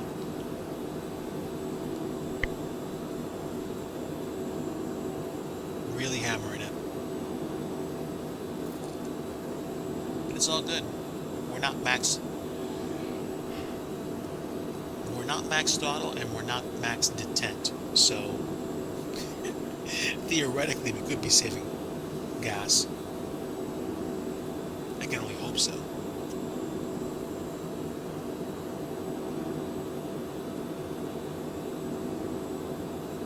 But if I'm not going to talk about scenery dev right now, and I'm not going to talk about code because I code for a living, I am going to talk about food. I've had this wonderful culinary adventure over the past couple of months with Asian-inspired food. And the last time that I ate anything, or that Mrs. DIGI actually got groceries, she got this thing called like a chili garlic garnish. It's like if, for example, you took the kind of like coloring that comes from kimchi and basically created a garlic spicy wet seasoning thing that you could basically put on top of virtually anything. I tried it and I was instantly blown away. It's delicious. It makes making things like noodles better. It makes cooking, I'm assuming beef or chicken, better. It definitely dresses up boring food. My only regret is that there still wasn't more of it. I think I still have some in the fridge, but basically all I'm saying is, like, I want to keep using that in future meals. It's fun. Definitely tasty. Spicy enough to make you, question putting too much stuff in, but definitely enjoyable. Otherwise, I've always been a big fan of breakfast food. So making breakfast at virtually any time of the day has always been a win for me, regardless of whether or not it was like breakfast, lunch, or dinner. If I made breakfast at any time of the day, I'm usually very happy with it. Definitely a fan. I don't know how to make. Actually, no. I mean, I could take boxed pancake mix and make. I could take ready to cook pancake mix and make pancakes. I haven't tried making boxed pancake mix. You know, like adding eggs to it, but I could probably try it at some point. Probably. I would say I'm a fan of, eggs, whether it's like dippy eggs or eggs over easy, scrambled eggs. I don't make scrambled eggs anymore though. I'm either gonna make, soft, not soft boiled. I'm either gonna make eggs over easy or an egg omelet. It's just because, in one sense, I'm lazy, and in another sense, it's what I'm accustomed to. I used to make scrambled eggs a lot. I have a griddle, but I like going in those two directions for cooking an egg. And I can eat turkey sausage, regular sausage. I can theoretically take leftover steak and make steak and eggs. Kind of sounds delicious. But I think I'd probably grab something from the fridge once I'm done with the day. With that said, this headwind is making stuff irritatingly slow. I'm not gonna lie. I'm half tempted to accelerate to 2x mode just to get the over water phase of the flight over with, but I do see dark green on the radar, which means we are coming back to land very shortly. And top of drop is actually just before Banff. Yeah, so top of drop is pretty much either just before or just after Boston Logan. So yeah, I called it. We need to start descending at that point. And I don't know how it's going to handle descent if I do VNAV descent.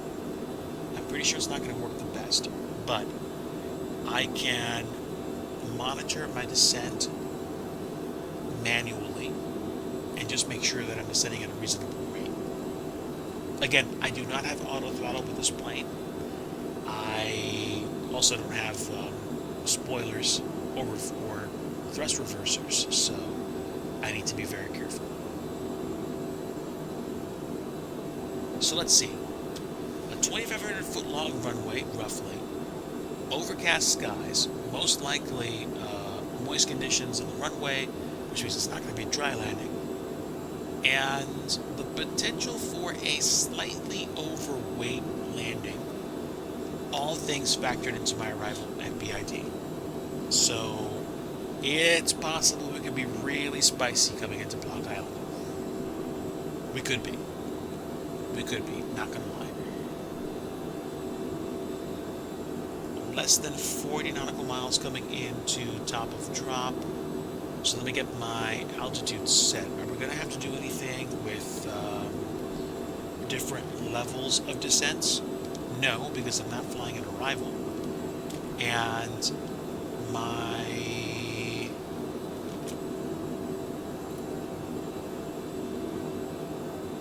altitude at Suffolk needs to be 1,700 feet.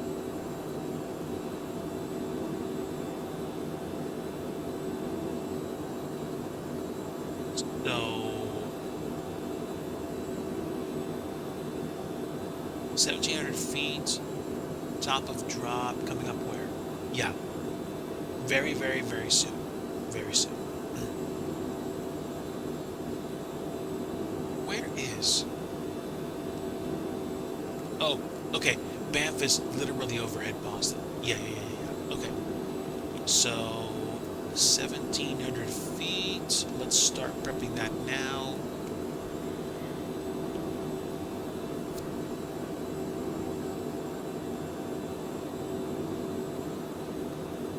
Okay, 1,700 set, and I'm probably going to need to go somewhat idle on the descent.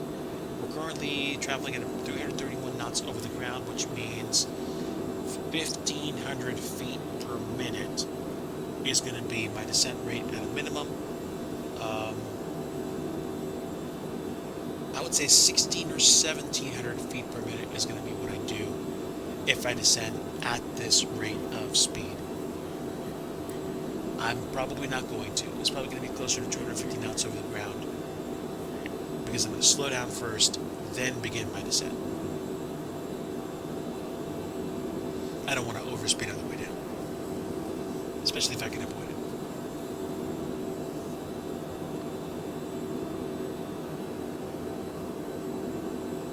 That's kind of trippy.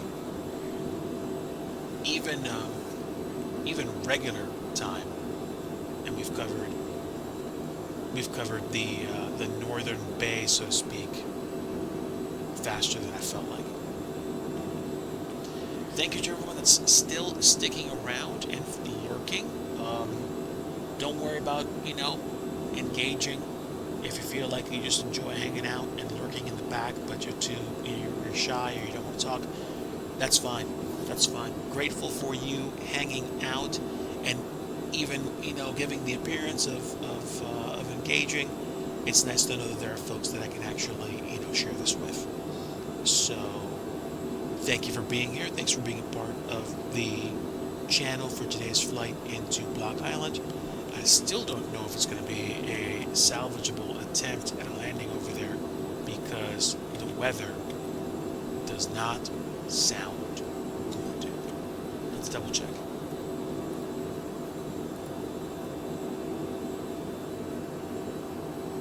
Overcast skies are still 200. So basically, as it stands right now, my landing would automatically be below minimums. If I don't care about that, then it's quite possible I could just keep going and see what happens. That's most likely what I'll do. We are coming up on top of drop in probably about 10 nautical miles.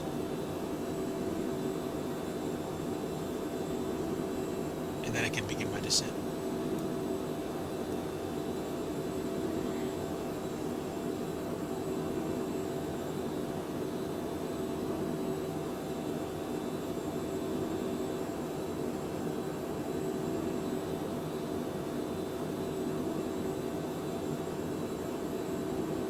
Hey, good to see you still hanging out, cargo. I get you. I know. I hung out for a bit when you were talking about, the other work that you're doing at the moment. I tip my virtual hat to you, sir, for leaning into the dev work, and certainly, wishing you much success. We are coming up on top of drop. We're going to be crossing over Boston, probably somewhere between 30 to 35,000 feet. as we begin our descent into Block Island. Yeah, and seriously, by the way, Cargo, like I meant what I said before. Like, just stay in touch if you need like support. Hit me up.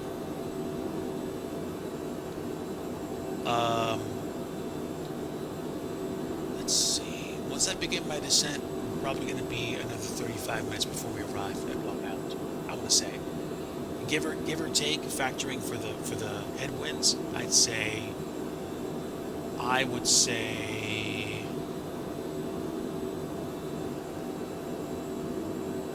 8 o'clock ish. So here we go. We just passed TOD. Let me see. I would say an airspeed of 230 knots on the drop would be good.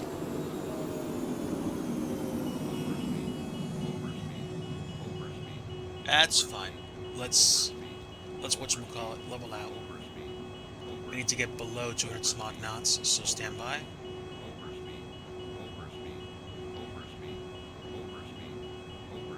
Not overspeeding by too much, but I don't want to go too far below that.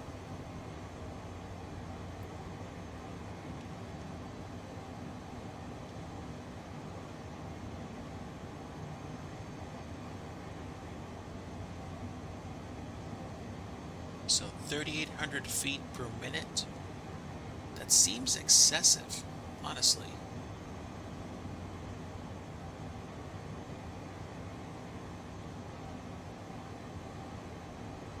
Actually, that is excessive. Let me take over this. I want to do vertical speed. I don't need to be going faster than like 1,500 feet per minute right now.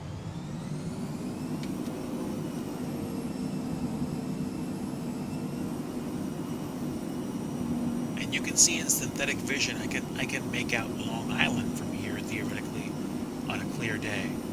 So there's not that much land we're flying over on the way in.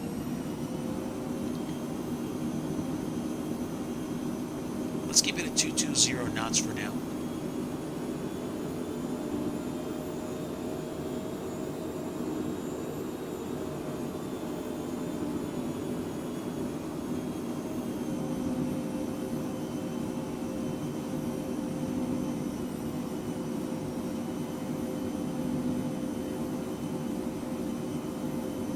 So about 1,500 feet per minute to me is kind of the sweet spot. We're going to be a little bit behind coming out to the like the rest of the Long Island Sound, but 327 knots ground speed. I might even go 230 knots and see what happens, but I think I'm okay. So. Clouds, clearly. Rain, clearly. So, there's not much of the ground that I'm going to see for a while. If at all. If at all. So, while we're doing this, let me take a look at... I wonder if it's possible for me to grab the weather for Plymouth in the charts app. I don't know.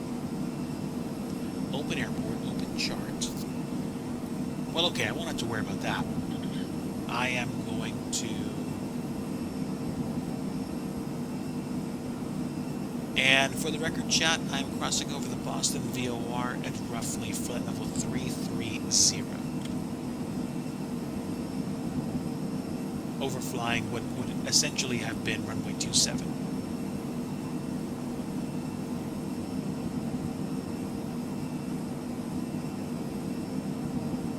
Okay, so 318 knots. Let's try to keep it around 330 knots ground speed on the way in.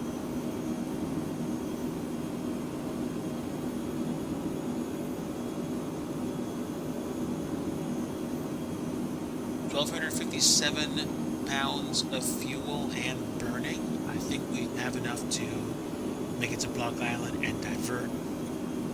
Maybe not to Manchester, but definitely at least to Plymouth.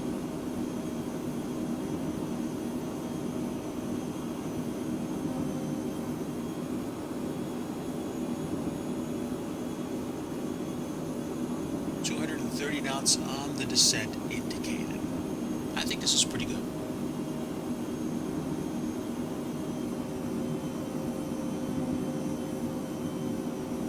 To those of you that are not members of my Discord and you'd like to be, I'm going to give you a chance to join in chat. Basically, oh wait, can I do that here? Oh no, I'm not signed in. Hang on. No. I'm basically taking care of stuff on a different screen, so I'm pretty sure I'm not going to be able to do that right this instant. But normally, like, you know, I treat Discord invites like, you know, Disney Vault releases of old cartoons. So I don't put a Discord command up in my chat. I'm also moderating and curating content for the Discord community, my Discord community on a regular basis, or try to be on a regular basis. So it's something I treat as a very much hands-on thing. But next time I do get the urge to, I will definitely put the Discord link up in chat. Unless there are folks that are definitely interested in getting an invite to my Discord. There is where I talk about life, next projects, anything closely resembling a stream schedule, and all of y'all semi-retired or really ultra chill mode, no schedule streamers know exactly what I'm talking about when I say some semblance of a schedule. I try to stream, I think, once or twice a week, but it depends. It depends on, you know, current projects or current what I'm trying to say, current aspirations. So it is possible that from time to time there's going to be a lot longer period between streams, but usually I don't wind up taking a longer break than 2 weeks at a time. I usually don't. I could be wrong about that, but the last time I took a break, I was about 2 weeks out.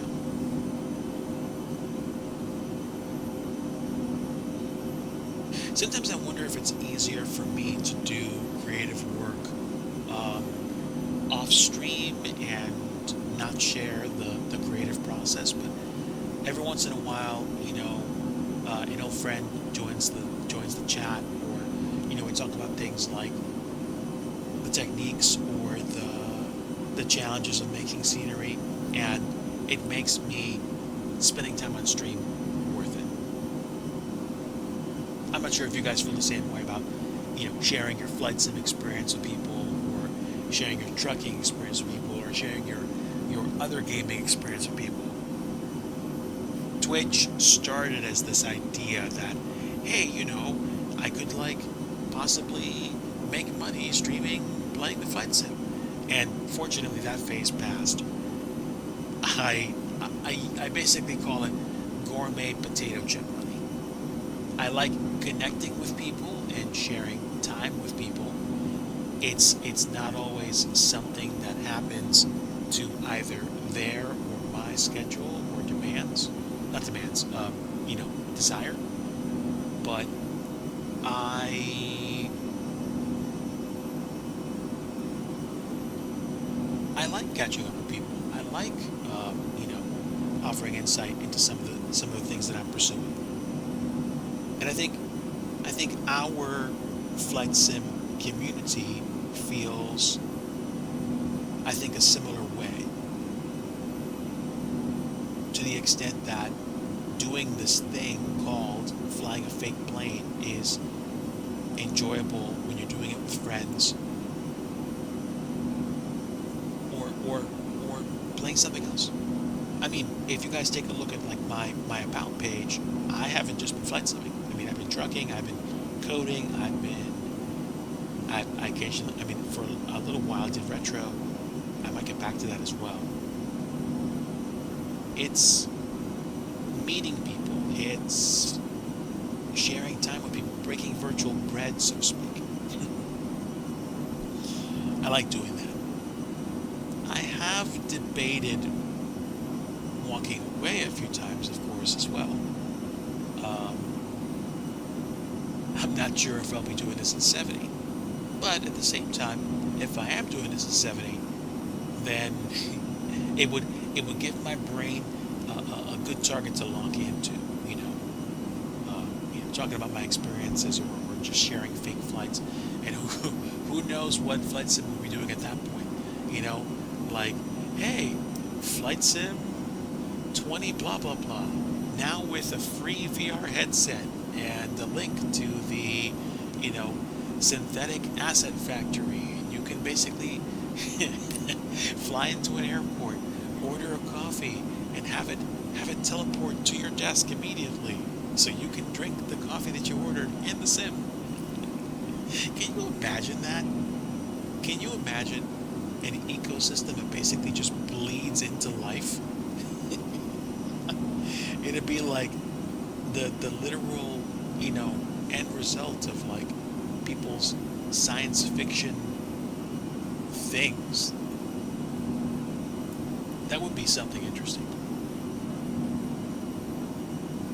There is a lot of rain, and I am 259er knots. I'm going to cut the throttle a teensy bit.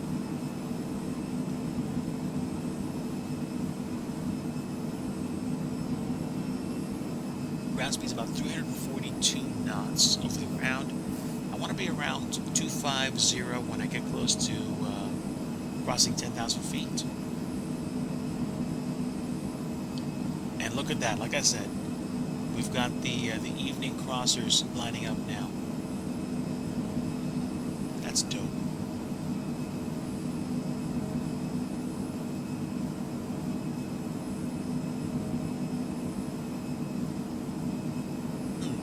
That's weird. I was looking out the left side, but I see other aircraft flying that way. I don't know. Might be a rendering limit for all I know.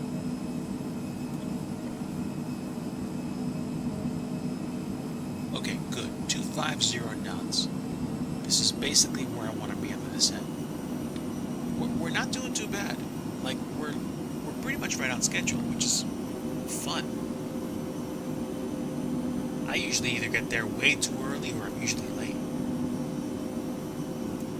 I wasn't anticipating actually being on the ball here.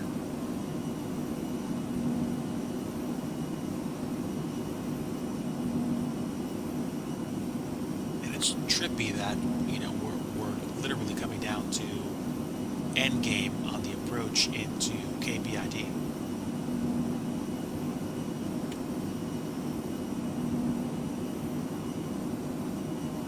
I don't know how well we'll be able to land into BID at the moment, but we'll give it a shot. We will give it a shot.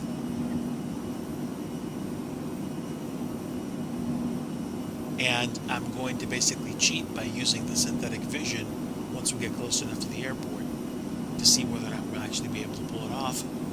This could work out really well, or I could spectacularly crash and burn. Clearly, this is something you do not want to do IRL. Landing below minimums would essentially be a no-no, and we would have to defer.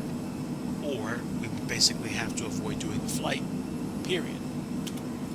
And now we are below flight level 180. We're back to local pressure. And what is the local pressure at BID? It is 3026. So let me adjust that now, if I can. There we go, 3026.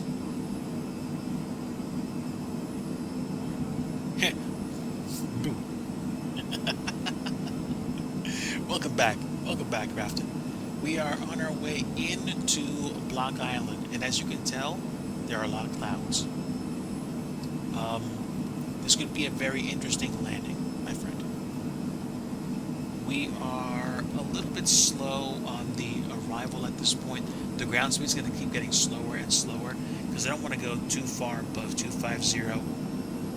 We have to cross 10,000 feet at or below 250 knots, and we have a problem.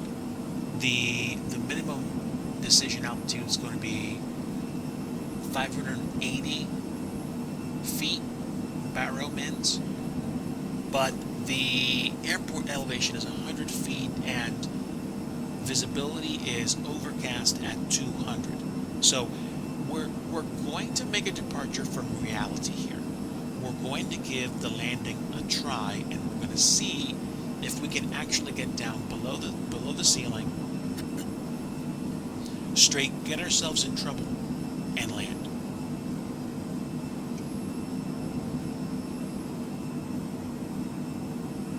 So the point here is that I'm basically conducting an academic exercise, and we're going to see whether or not we can actually see the runway. And to my lurking friends or to my chatting friends, if you are in the midst of an activity that requires focus or concentration, let this be the radio segment of the show, or even just go deep lurk if you have to pay attention to something or someone, please. That's what the VOD is there for. I usually do not wind up deleting my VODs unless I feel like, they've been there too long or they basically just expired. With that said, once again, thank you to everyone that's been here for the flight today, everyone still lurking. It's a privilege to have you all here, and we are on our way into Block Island. Now, Block Island is basically a spicy island today because we're going to be landing below minimums. Clearly something that we shouldn't be doing IRL, just saying. But we're going to do our best. We're going to do our best. 251 knots. Before I forget, we're going to start to turn on the landing lights, and I am going to probably activate my anti-ice coming into the clouds because honestly, we're going into the soup, and I'm not sure how cold. Actually, no, I see it. OAT is -1. So we've got precip and we've got freezing temps. Yeah, I'm going to use anti-ice.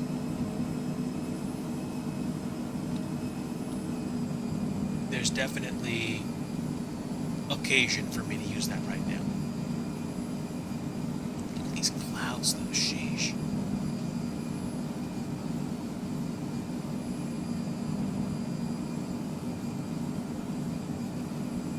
Yep, a little slower.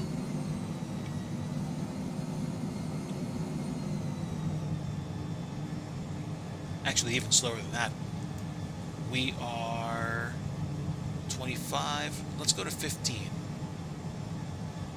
We need to be at about 1,700 feet once we get to Suffolk. So I am probably going to increase my descent rate. I'm kicking it all the way up to about 2,600 feet per minute, maybe even 2,800. Just to clear the rest of the approach in. And those blue skies are going away because we're going into the soup.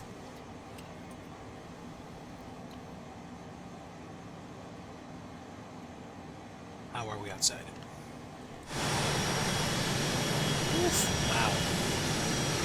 Look at this. Screenshot.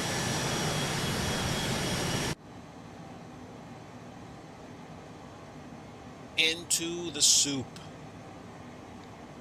Okay, we're sub 10,000 feet, 234-ish knots indicated, and we are coming in hot. OAT is 4-5 degrees, so depending on when we break out, I might not need the the anti-ice, but basically it's on for safety.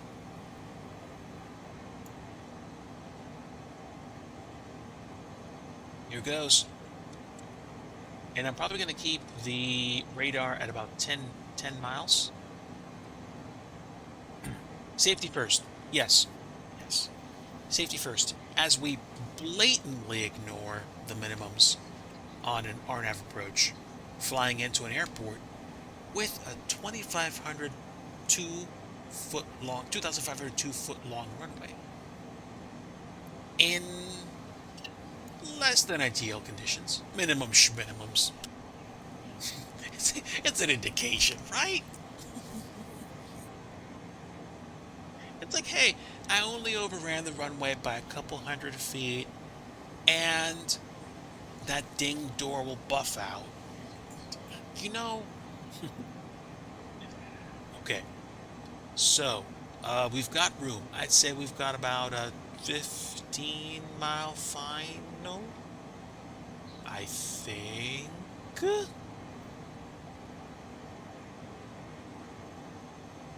Right, this is an offset approach.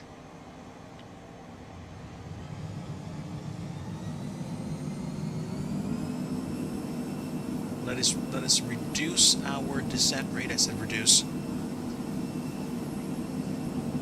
So, I'd say about 1,400 feet per minute. Slow it down, Digi. Slow it down, Buster.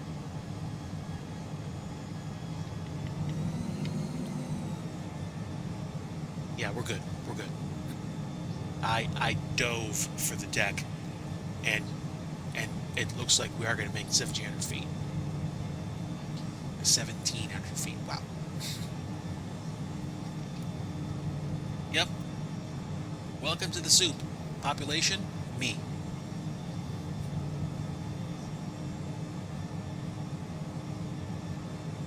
Winds are east-southeast at 15.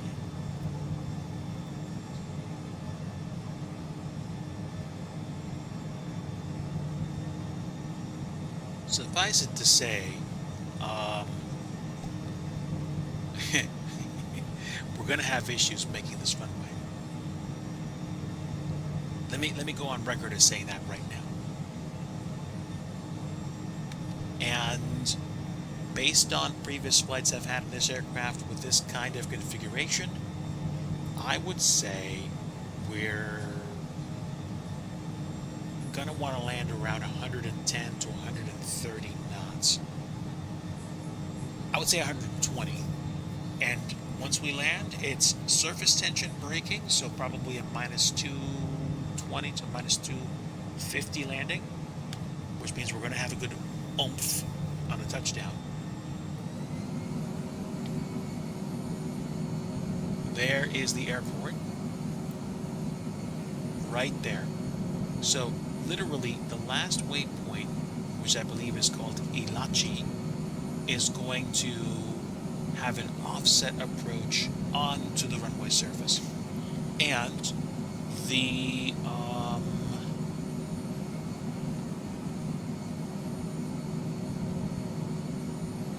that is going to be about a 4-mile final from 1,700 feet to just below that waypoint as we descend. 230-ish knots. Okay, here we go. Landing lights are on. Nav lights, strobe lights. Let's see. Panel lighting's on. And I don't have flaps in.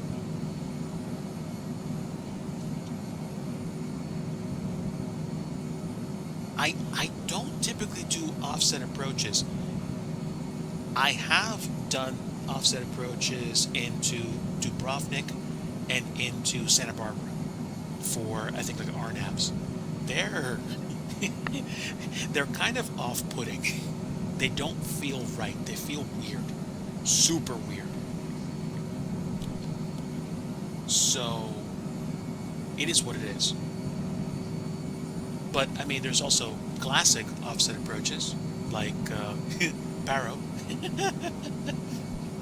You know, you have to basically dip around a hill to land. dodge a hill, I mean.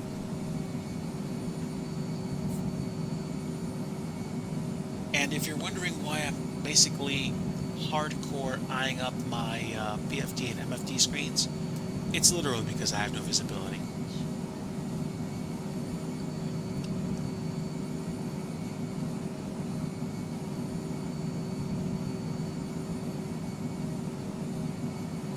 Okay.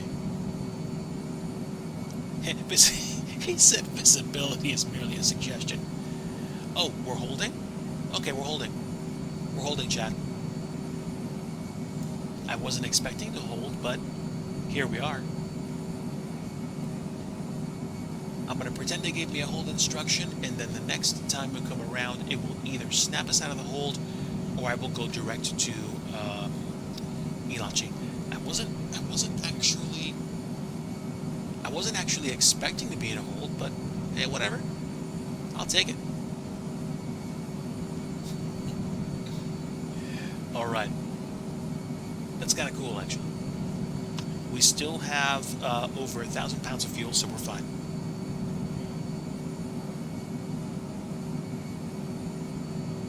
Did the weather change?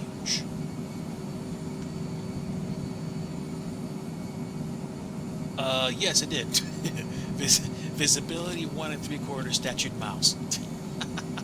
so no.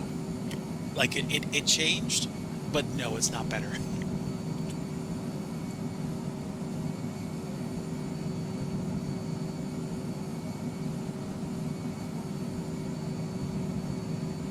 Did a flight in the triple for the first time in months. Surprisingly remember how to start it. That's great.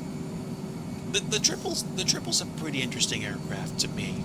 Huge GE90 engines, and you know, like if you have familiarity with other Boeing planes in the family, you can kind of make your way around. I mean, I've flown the jumbo jet, and I've flown the 7.5 and the 7.6 in X-plane.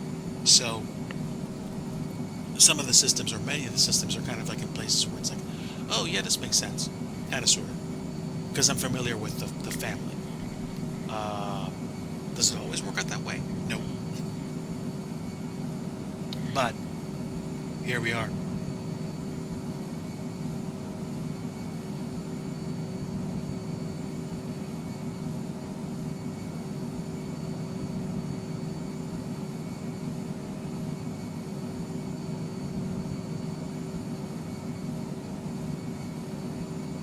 Oh yeah, those engines are powerful.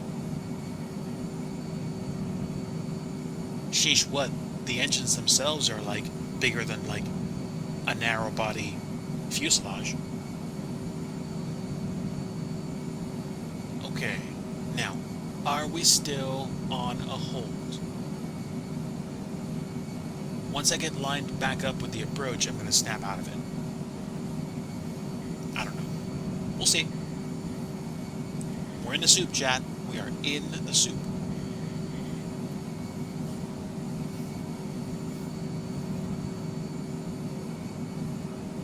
Yeah, honestly, long haul flight sim streamers get my respect. I don't know if I'm actually in that group anymore. Not by category, but more like by interest. Stand by, chat. Just want to check up on something. BRB. If I take another hold, I'll be fine.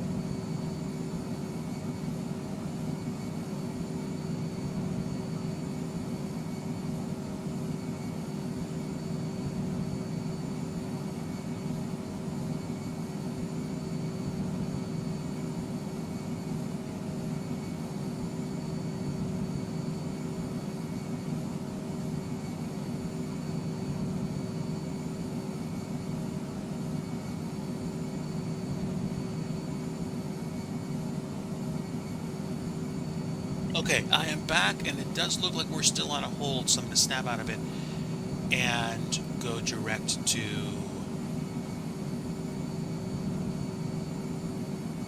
Excuse me. Go direct to the initial approach fix. Or, um, activate vectors to final. Hello? Activate vectors, please. Yoo-hoo! Wow.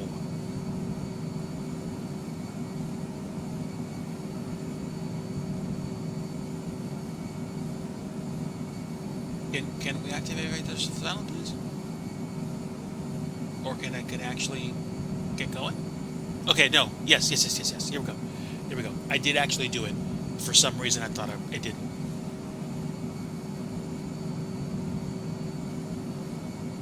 Okay, great. So we're not in a hold anymore. And we've got roughly 10 miles to go. Okay, so this is where things get very interesting very quickly. All right.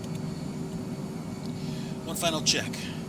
After Rena, I need to go from 1,700 feet all the way down. So, let me prep myself.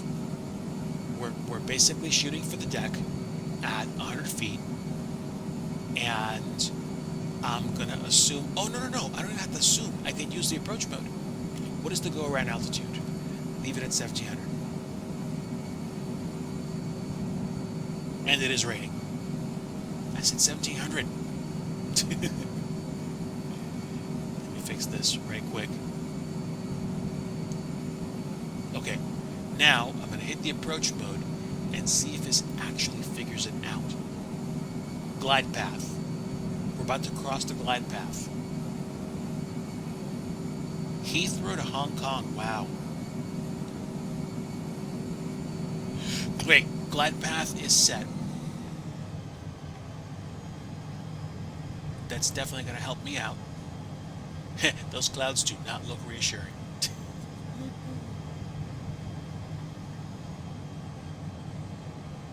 Alright, basically going instrument mode here.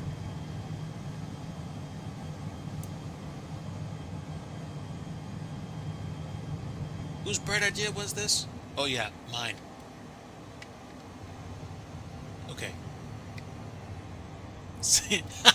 He said send it. Let's go, baby. Ground contact. Don't know for how long, but we got it. Alright, first off, full idle. Second, gear down.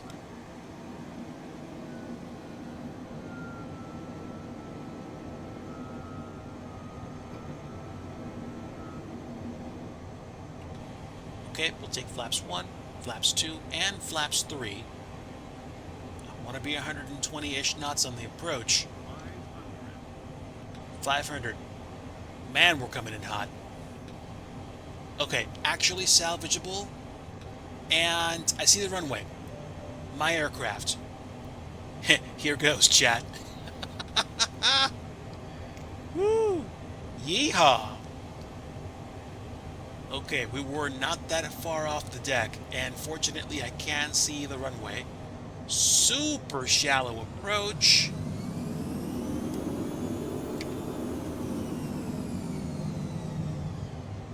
Alright, bring it down. And down. Can we stop in time? I think so. I hope so. Doesn't look like it. We'll be on the hill. 30 some odd knots. Okay. A little bit of immersional damage. But we did not go off the hill, and we only dinged a few of those lights. So we definitely overran because we ran out of runway. That's for sure. But, I mean, we were about to stall at 110 knots. So, you know, there we go. I didn't put the mud tires on it before I took off. There we go. Clearly, that was my problem. Um, was it salvageable? It was, but here's the problem. First off, probably weight. Second, second, um, final approach speed. I was so slow, I was stalling. I was literally about to stall. Hang on. I was literally about to stall. I was literally about to hit the fence. I was literally about to stall at about 110, 112 knots. Also, also, the runway again, 2,500 foot long runway. The fact that I was actually able to stay on top of the hill is is fun in and of itself. This is probably why you only land at a place like this if you're not carrying an extra couple 100 pounds of fuel and a full complement of passengers and cargo. The configuration just wasn't supporting that. Now, if I would have touched down in the first third, like I should have, then I probably would have been able to slow down in time. Which also, that also gives rise to the idea, you know what? I think the sim has reduced braking action because I was expecting to whatchamacallit, I was expecting to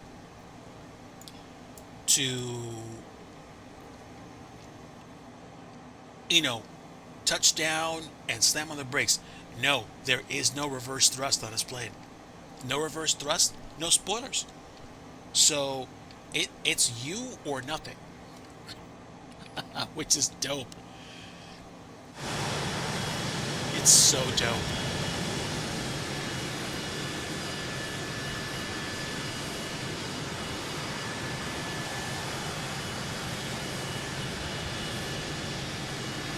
Not even reverse spoilers, my friend. And that is definitely not the Lord's last name. With that said, welcome down to KBID. We have arrived and we have done some complimentary landscaping, if you will. Of course, my friend. Of course. Apology accepted. And let's see, what is the weather like right now? Visibility is 3/4 statute miles. Overcast at 200 is a bit unrealistic. It looks more broken at 200, but still, I mean, sheesh, that was crazy. It was utterly crazy. Just doing the airport a favor. Yeah, seriously. Okay, all right. Now I didn't have any replay turned on, but you guys caught it, and I'll keep it. I'll keep it actually in the VOD for a while. I'll export this to my personal library even.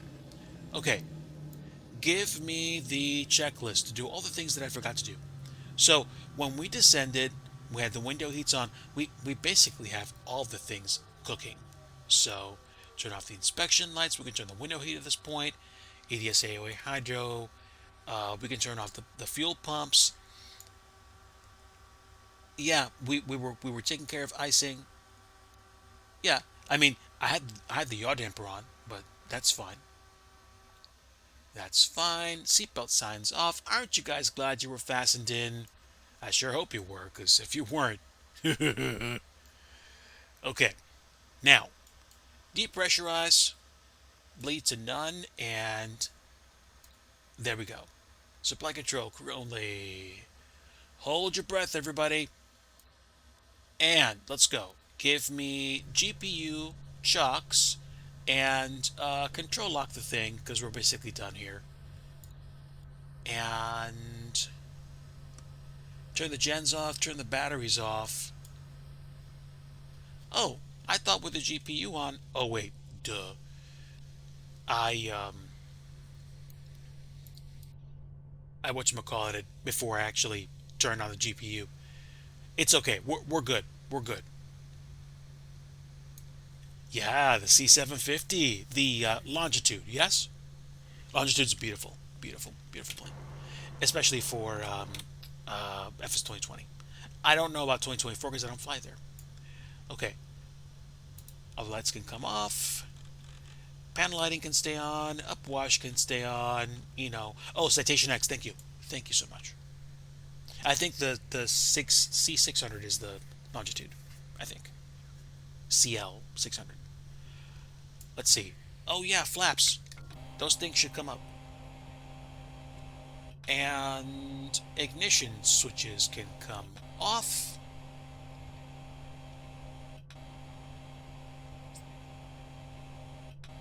Hmm. I get it. Yeah, sometimes developers develop in different ways. So we have the control lock in place and we have the chocks out. The GPU is currently powering the plane now that it needs to. And we're parked on the ground. It was quite the arrival. One of the things that we did, I mean, other than actually trying to land at this airport in inclement weather, is we came in too heavy, which means we came in too fast. Or you know what I forgot to do? I probably wasn't landing flaps 3 when I should have landed flaps full. Um, that would probably have given me just a little bit more uh, uh, playroom for landing at a slow enough speed to slow down all the way. So, could I have pulled it off if I was full flaps and fully configured before I tried touching down? And if I touched down at the very beginning of the runway? Probably. Don't get it twisted. This is a very light aircraft. I mean, it's quite possible and very likely that had I touched down here or even here, I probably would have been able to slow down all the way at the very end.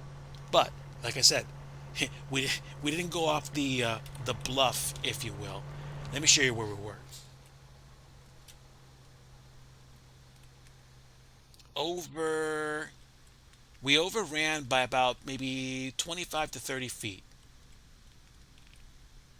And if we would have overrun, we would have basically gone down this hill and into the fence and into the tree line and into somebody's backyard. But they're probably making, barbecue, so we would have invited ourselves over anyway. So, stand by, bear with me.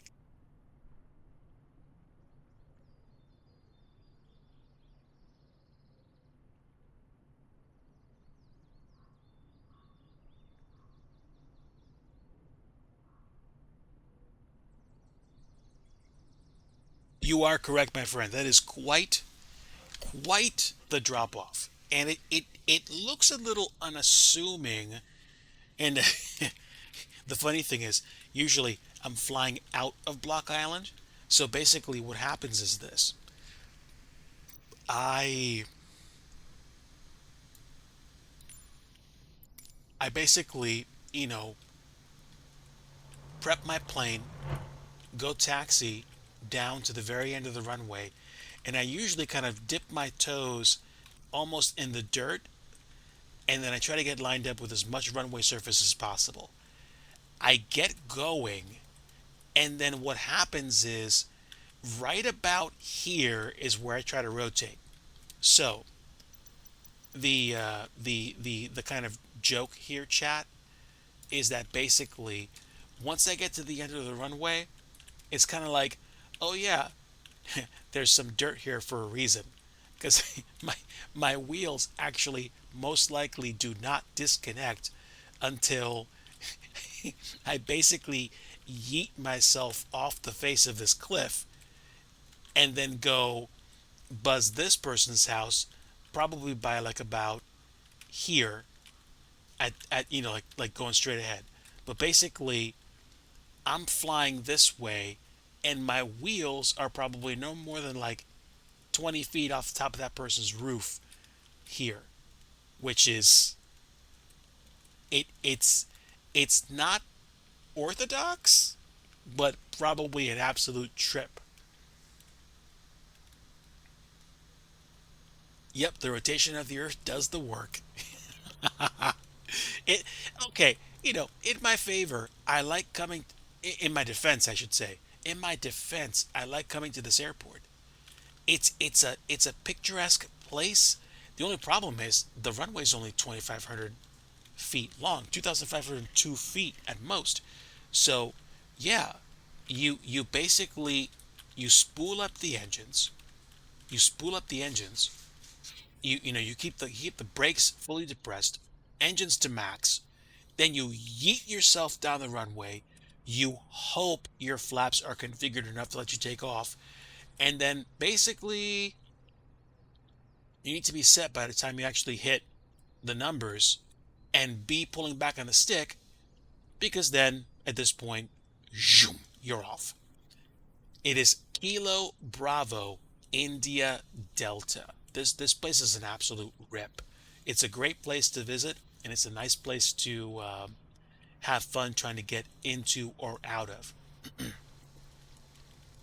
And I should be really glad I didn't land facing west, because look at the drop off here.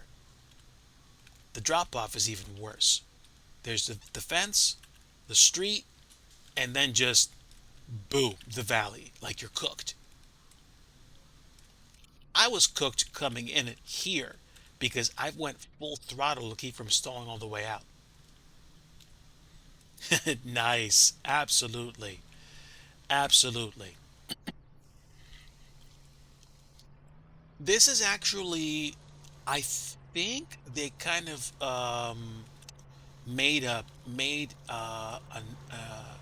knockoff version of the old Orbex Block Island scenery that was here.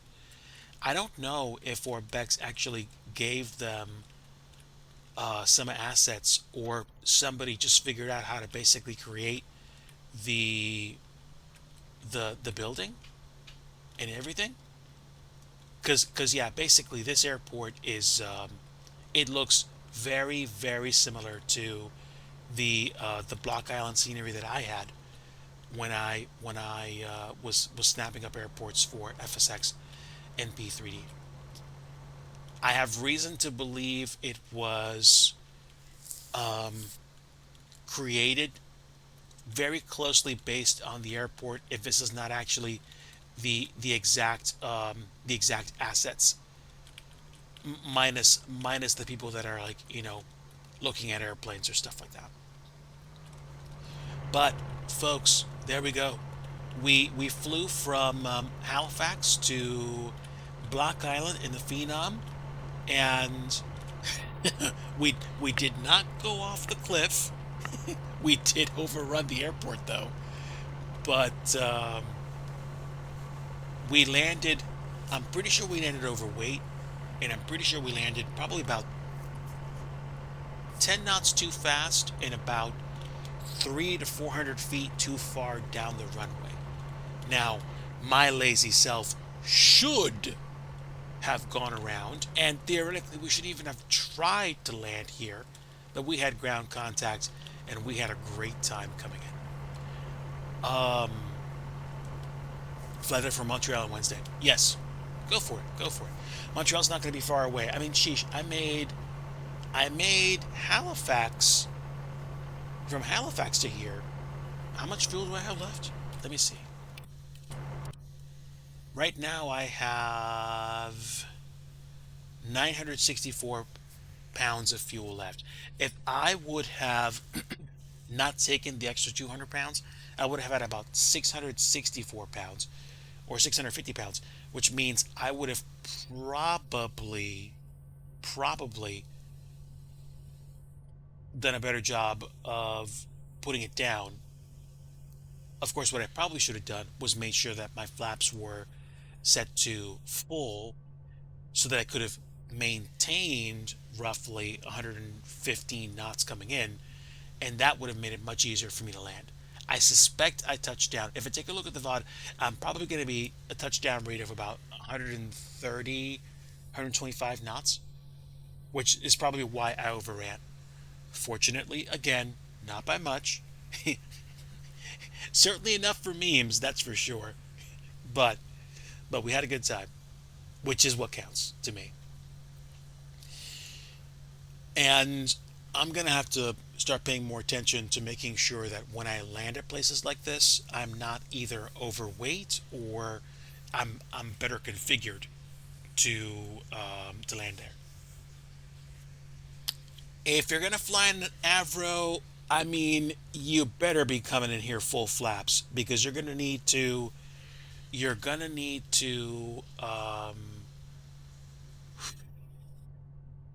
have as much stopping power as possible. But then again, you're flying an Avro, so you're gonna have reversers.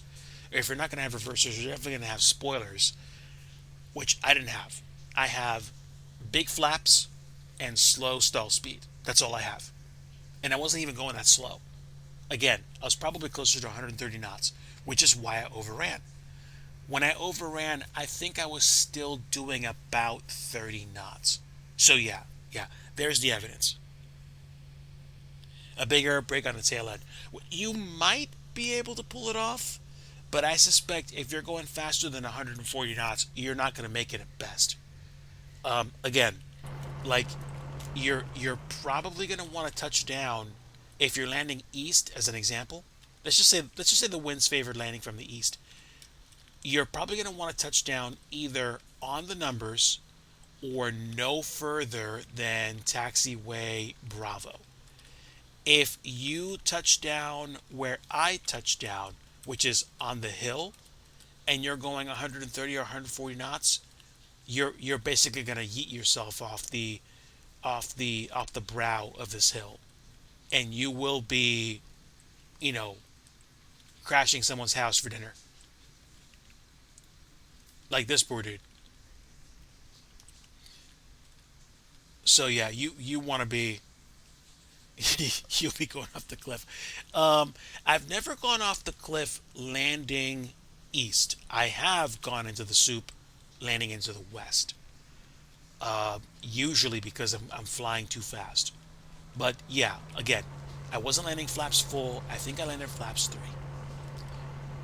Folks, thanks so much for stopping in today and for sharing time with me. I I've been I've been a bit what's the phrase? Industrious with my streams lately. My pleasure, Crafted. I'm happy to have been on stream hanging out with you guys for as long as I have. I can pretty much guarantee at this point I am most likely not going to be streaming tomorrow by any means. And I think the next time that I do stream, I am probably going to be um, doing quite dev for scenery development. Again, thank you for everybody for coming in today, for lurking, for hanging out. This is definitely a privilege that I have hanging out with you guys today. If you are on your way to New Horizons this afternoon, I wish you a great rest of your afternoon. And to my stateside friends, again, a restful and restorative Memorial Day weekend and Memorial Day tomorrow. Uh, Also grateful to my Lord and Savior Jesus for another day on this earth. And to all those that are having a really crummy day or just don't know how to deal with life right now, let me let you know a relationship with God through Jesus Christ is the way to be. And it is my faith and belief that it is the true and only way to live. And coming to a relationship with Christ is pretty simple. It's an acknowledgement of the fact that the best efforts that we have with life don't add up to anything. God sent his son Jesus into the world to die for our sins on the cross. And the thief on the cross that said, Lord, remember me when you come into your kingdom, it's basically the model.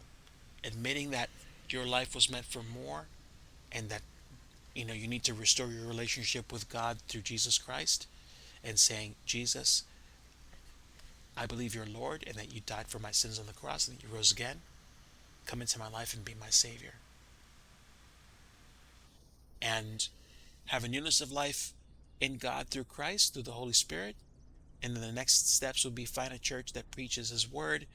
And for more info on that, I would invite you to go check out the Billy Graham Evangelistic Association or equip.org to learn more about the journey that you can take past that point. Thank you so much, everybody, for stopping in today. I'm going to just go ahead and dip at this point. Much love to every single one of you here. A privilege having all of you aboard. If you were lurking, or if you hung out and chat, all the same. Thanks for being here. Thanks for making my Sunday fantastic. Thanks for allowing me to share some off-road experiences with you. And wishing you a great start to your week. Of course, to my friends overseas, you are already on Monday, so wishing you a great start to the rest of your week. I'm not going to go ahead and raid out. We're just going to go ahead. Oh, wait. You know what? We got 11 people in chat. Why not? Why don't we raid out? Let's say hi to somebody. Give me a moment. Let me find my channel, and let's see who we can say hello to really quickly on a raid. Slow computer. I'm sorry. I'm gonna find somebody that I can say hello to on a raid, and then we're going to dip out that way. Who is on? I think. Is it possible that my friend Mustafa is actually flying in the sim right now? I think it is. Perhaps while Nathan's playing. Wait, what? Nathan is streaming right now? Oh, oh, you didn't tell me that. If he's streaming, we're gonna say hi. Hang on, hang on. Why is my computer so slow? Because it is. Because it is, clearly. Also, I'm going to pause the playback. That should give me a little bit more mental room. Um, Let me check. Let me check. Stand by, chat.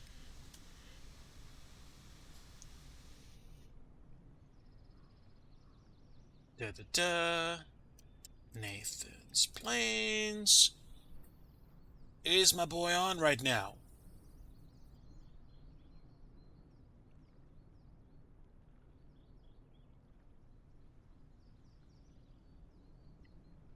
Hang on. Stand by.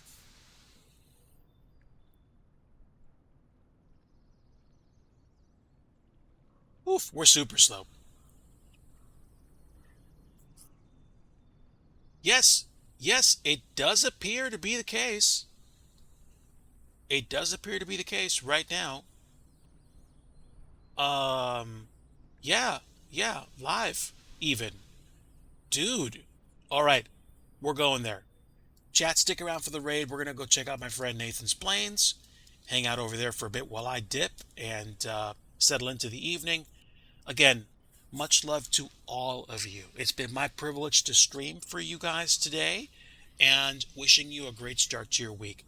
Stick around for the raid. Please tell me. Yes, okay. We're going to go see Nathan's Plains. Folks, like I always like to say at the end of every stream, if you want true peace, you want the Prince of Peace, Jesus Christ. Take care, my friends. Stick around for the raid. Here we go. See ya. Take care, Crafted.